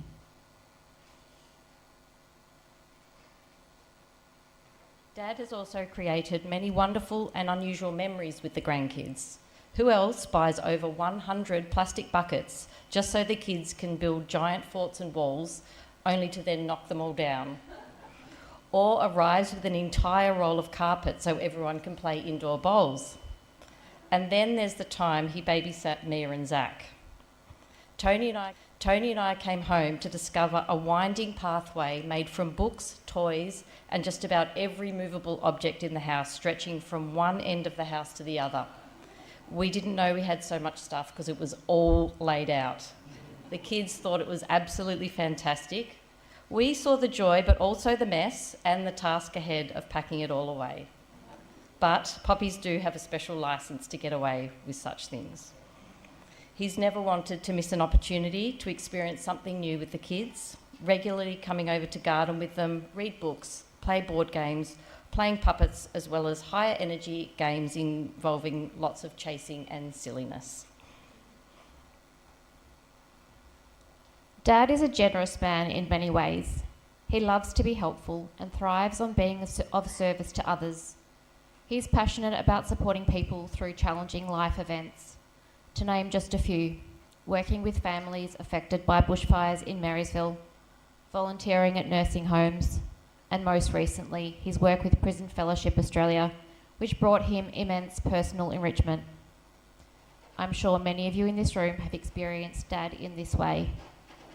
Personally, he's been our gardener for many years, has taken the children out to give us parents a break, no offence kids, and he and Wendy regularly made us big pots of soup, which was accompanied by a list of the 15 vegetables that went into the soup. They wanted to help ease some of the demands of raising a young family. Dad has also always been wonderfully. He loves doing things differently. Many of you have attended a milestone birthday over the years. which means you've probably witnessed one of Dad's freestyle dance performances, or perhaps even met his unforgettable alter ego, Dame Eleanor.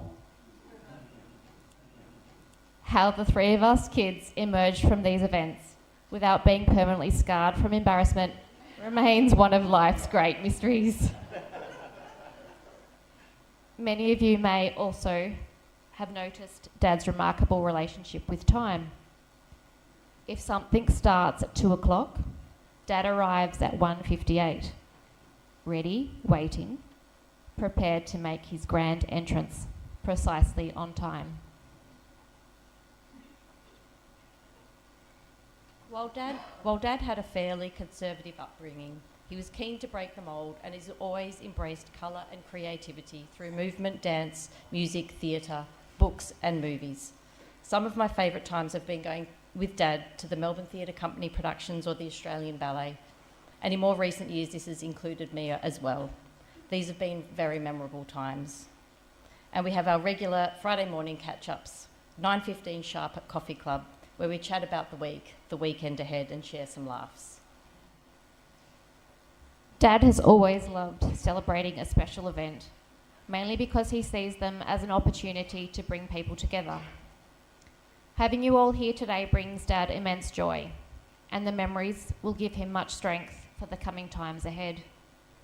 Dad, thank you for giving us life, showing generosity and kindness, and teaching us to value people above everything else.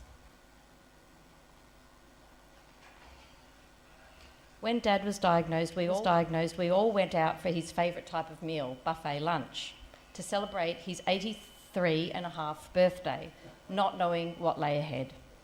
Now we are looking forward to celebrating the milestone of 84 years in just 7 weeks' time, along with his first grandchild, Mia, entering adulthood. Dad, we're incredibly proud to be your daughters and we love you immensely. Your grandchildren adore you and have many memories of a hands-on Poppy who is full of life and doesn't take himself too seriously. Thank you for being our Dad and our Poppy.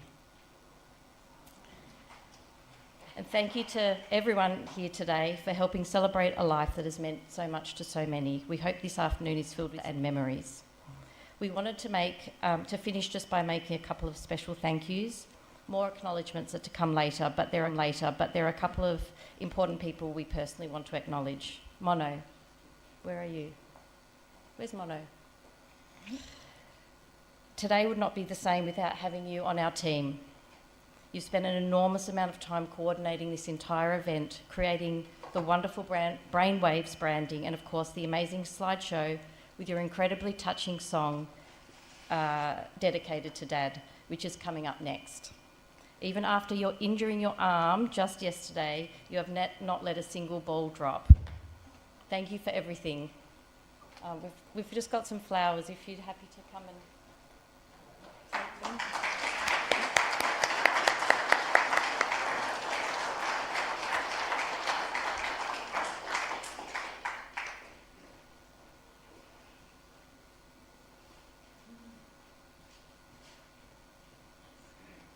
And to Cole, where are you?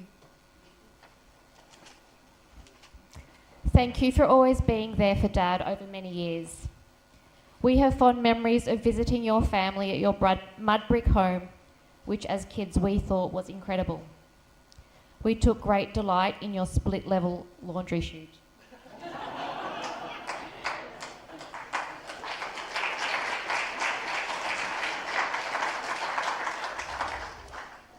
Thank you so much for being the man for the job today as our MC. You're doing an incredible job. And to Anne Spolder. Where are you?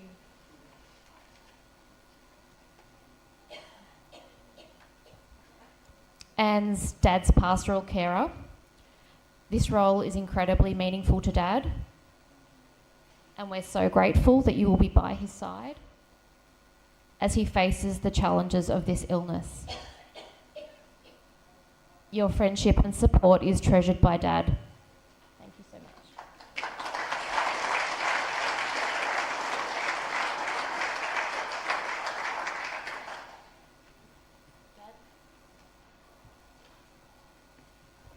much. And last, but certainly not least, to Wendy.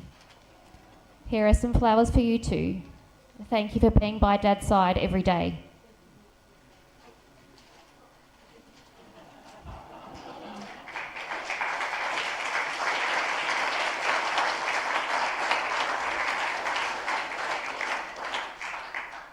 You're supporting Dad through all the daily joys, challenges and real-life practicalities of living with brain cancer.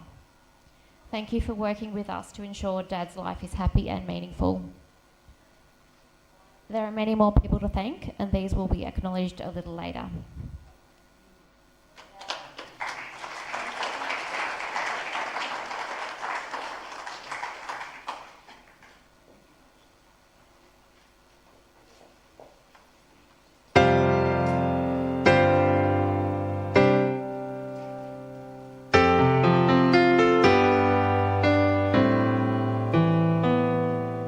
Teach us to number our days, that we might have wise hearts. Grass withers, flowers will fade. Your word alone will last. Do not store up here things that don't last. Where your treasure is, there is your heart.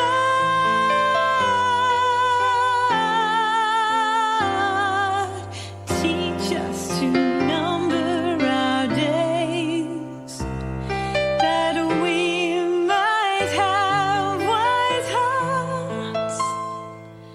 Grass withers, flowers will fade.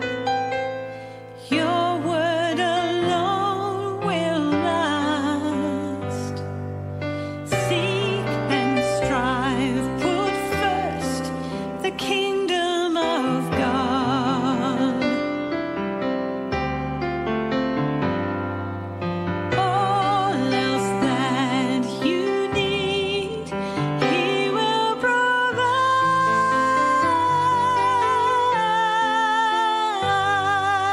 Teach us to number our days, that we might have wise hearts. Grass withers, flowers will fade. Your word alone will last. Pain and struggle now will not compare to the glory then we will all share.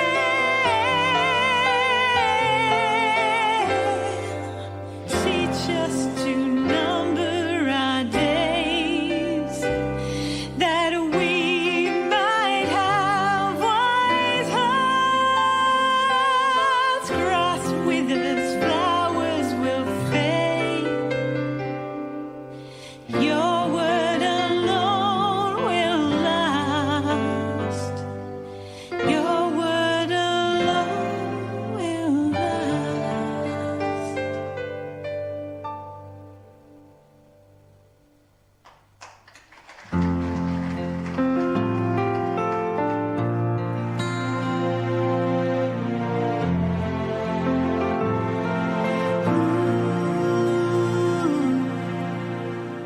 So now we come together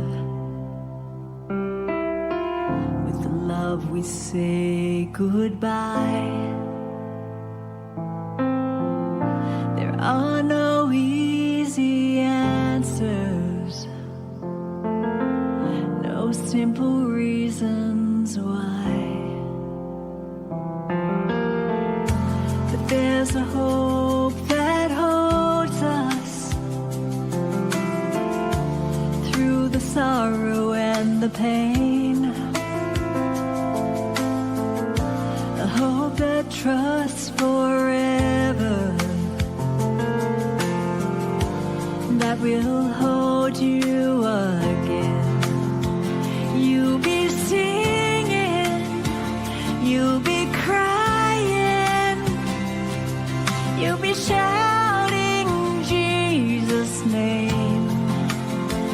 You'll be laughing, you'll be dancing, but this is why you came, so you may have life, life to the full, brimming and overflowing, spilling into all you do, so you may have life. I wish this for you, my friend, living and singing and dancing, life beyond the end.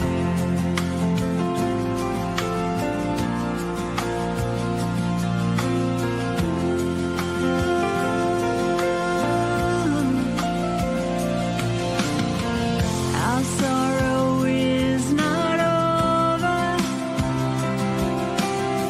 our hearts still need to mend, yet the promise of forever breathes hope beyond the end. So we may have life, life to the full, brimming and overflowing, spilling into all we do. So we may have life. I wish for all my friends, living and singing and dancing, life beyond the end. That is why he came, that is why he lived, that is why he died, that is why he rose again, so we may always live, so we may have life, life to the full, brimming and overflowing, spilling into all we do, so we may have life. I wish for all my friends, living and singing and dancing, life beyond the end.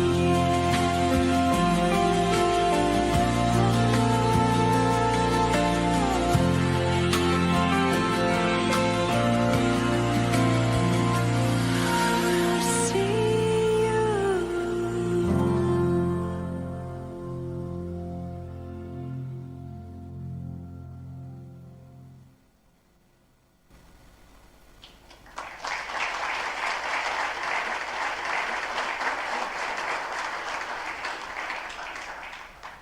A man walks into a cafe with his dog. And the waiter comes up and says to him, "I'm sorry, sir, but you can't have your dog in here." "But it's my seeing eye dog." "Oh, I'm sorry, then. It's okay, then. Okay, stay here. First cup of coffee on us." A couple of minutes later, another man comes in with his dog.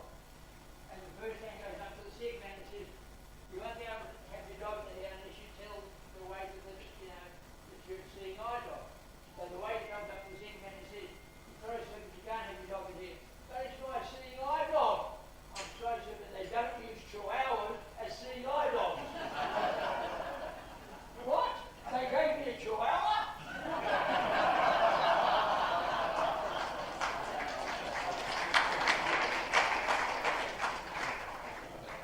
Now, the reason I tell you that one is because one thing I've been doing in the last few months, two things. One of them is learning how to laugh more and more. There are so many things to laugh about, regarding oneself. I have a lot to laugh about with myself and with my friends as well. We should laugh more often, shouldn't we? Absolutely, laugh more often at the things that are worth laughing at. The other one is crying. Crying a lot in the last few months, more than I've ever done in my life before. And I tell you, it's an exciting thing to do, to laugh, to cry, because then it brings you together with other people. As soon as you cry or get near to crying with somebody else, they will start to be moved themselves. And before you know it, you're in a wonderful conversation together where you're sharing these really good things. Right now I'm in the pink of health, and I hope to stay around until the sings.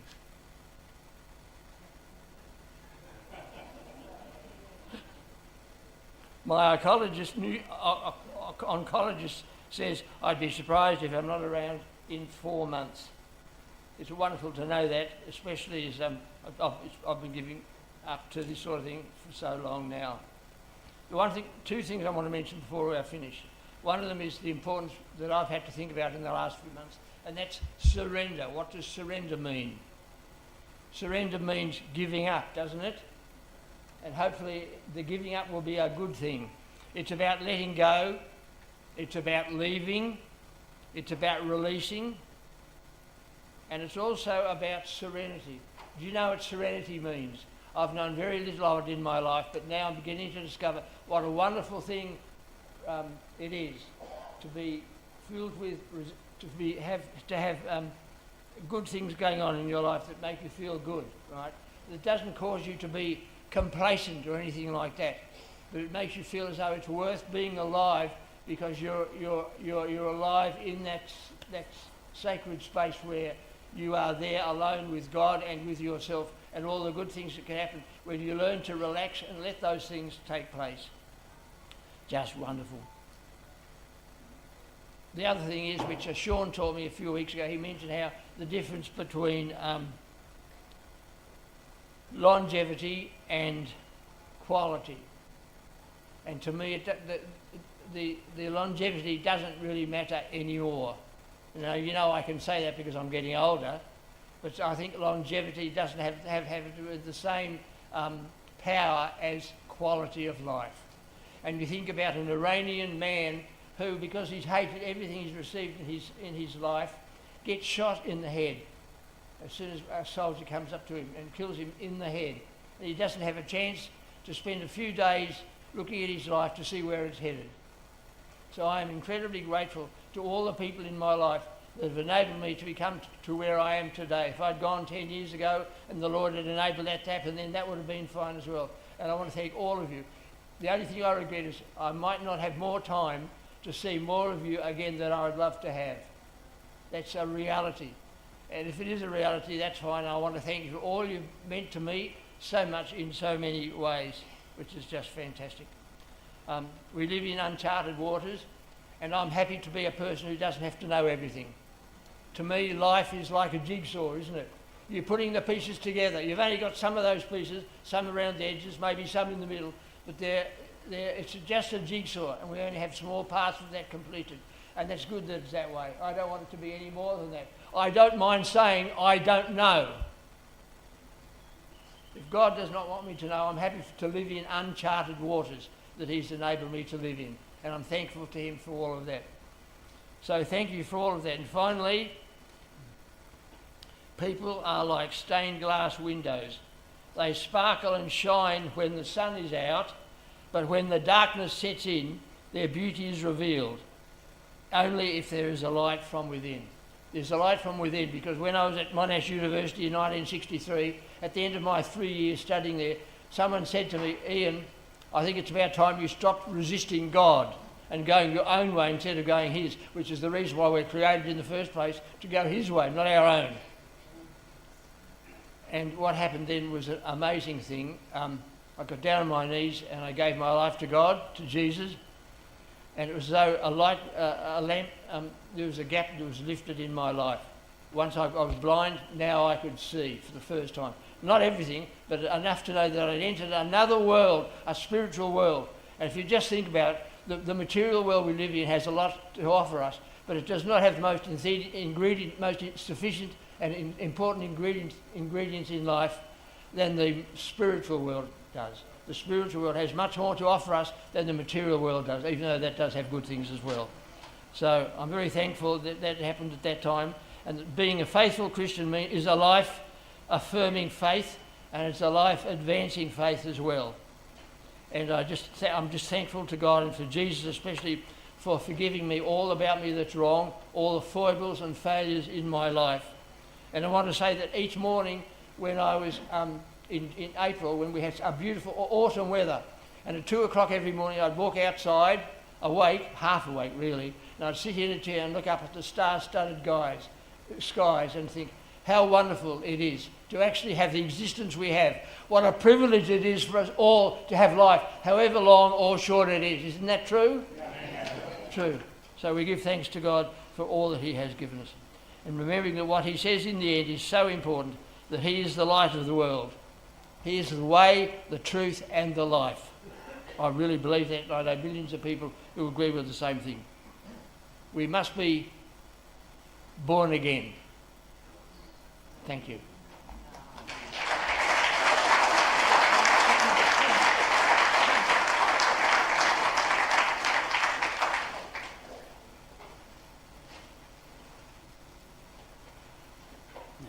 Is this on? I'm conscious of time, so if people have sort of made commitments and sort of need to be out, then I understand, or we'll understand if you need to go, but we've probably got about another sort of 10-15 minutes to go, if you're happy to sort of hang on for that. Okay, this next section is called Rhythm of Life, and when we were putting this together, Ian wanted me to, or suggested that I might do something with my djembe drum. I said, okay. And I thought, okay, when you ask a drummer to do something, beware.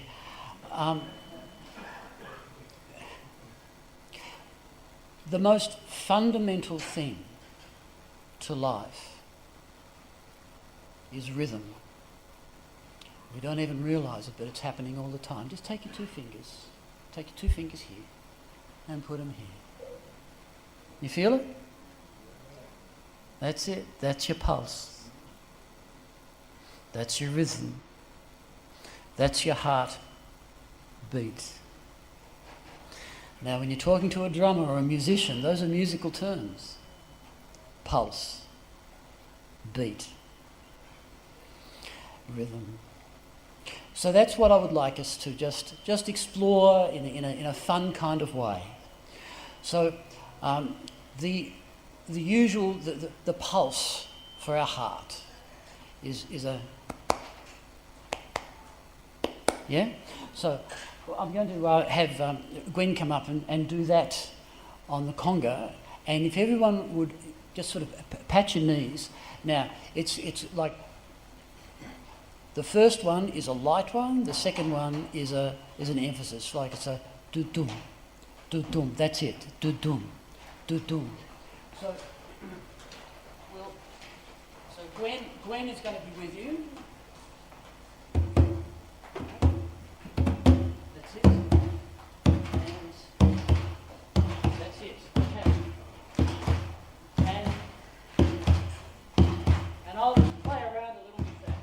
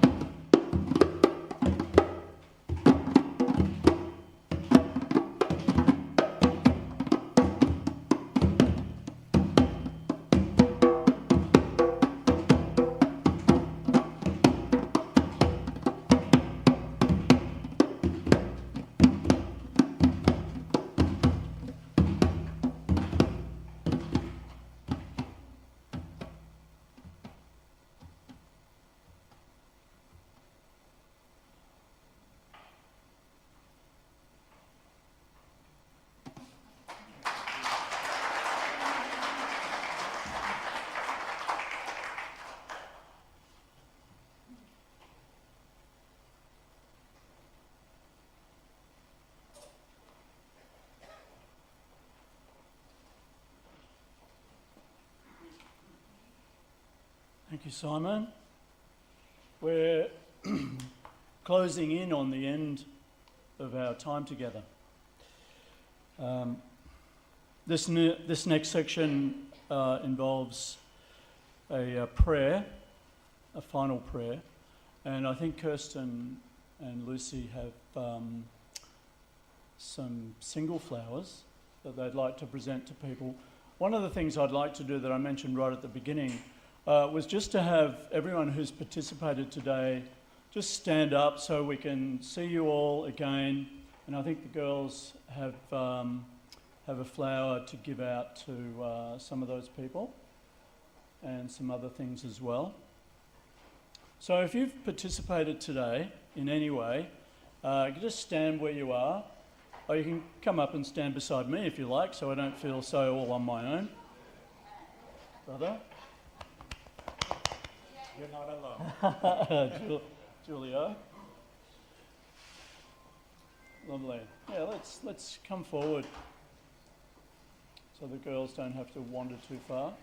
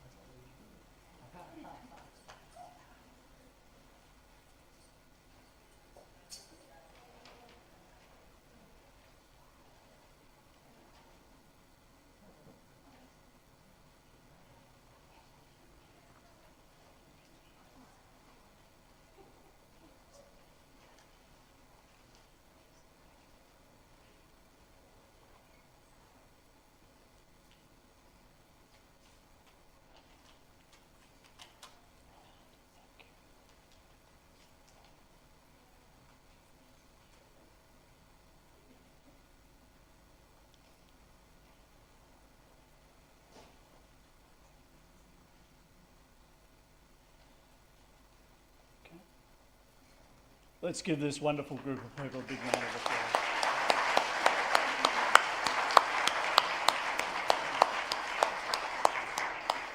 Thank you so much. And just as a final prayer, there's a song coming that Simon's going to lead us in. Not a song, a hymn that Simon, where are you? Simon's right there. Simon's going to lead us in. We all get an opportunity to sing together, which we'll do in a moment. And then after that, just a final benediction that I've written for us all, but especially for Ian. So that prayer from Numbers chapter 6, which is like it's a short prayer, but it's a beautiful prayer, and it's a blessing prayer. May the Lord bless you and keep you. May the Lord make his face shine on you and be gracious to you. May the Lord turn his face toward you and give you peace. Amen. Thanks, Simon.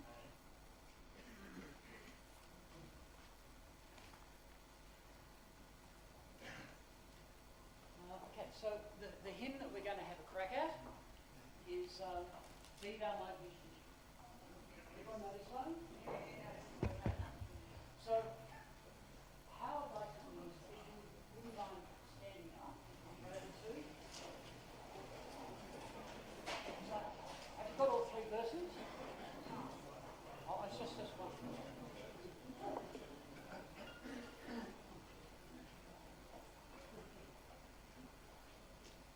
So, it's a 3/4. So if you wouldn't mind taking a step to one side, let's say, no, there we go. So take a step to the right. Yeah, and clap. That's it.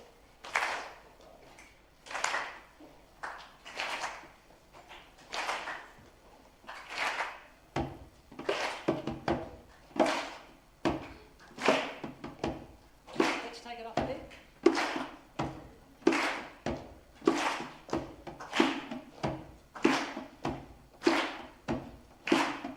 And let's try going through this 3 times. Okay? And then, Bert, can you play? This gives a key.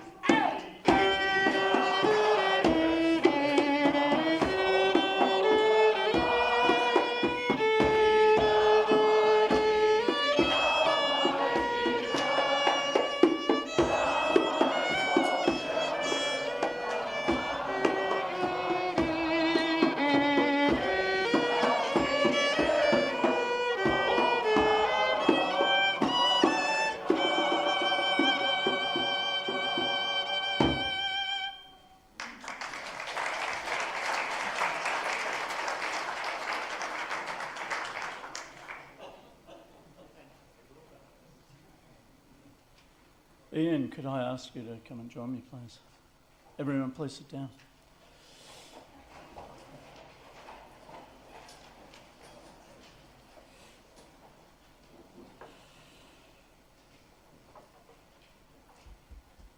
How's it been? Yeah, wonderful, just wonderful. Great. Yeah, so many emotions. Yeah. I'll never forget this day. Yeah. No, you won't. Neither will any of us. No. What a brainwave. Yes, it was, wasn't it? Mm. Amazing. Well done. So, I've written a benediction for us, but especially for Ian. And it's inspired by, and Ian spoke of this, gave his testimony, the Lord Jesus Christ, who makes all things possible. Take courage in the face of life's challenges. Take heart when you feel down. Take faith to step beyond fear and failure. Take love, armfuls of love to bathe in. Let joy rise up even when tears are falling.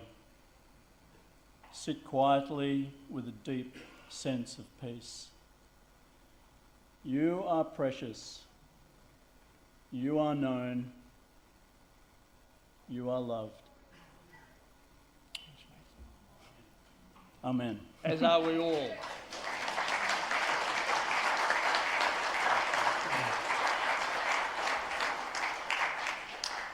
So it's ironic, isn't it, that we've gone way over time, and Ian's just always on time. It's one of the big differences between us. I'm hungry.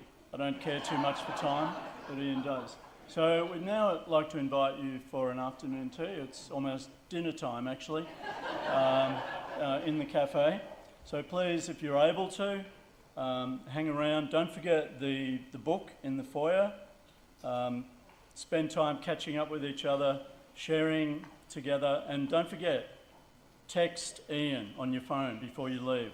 So he's got something to look forward to read with Wendy and the family in the coming days and weeks.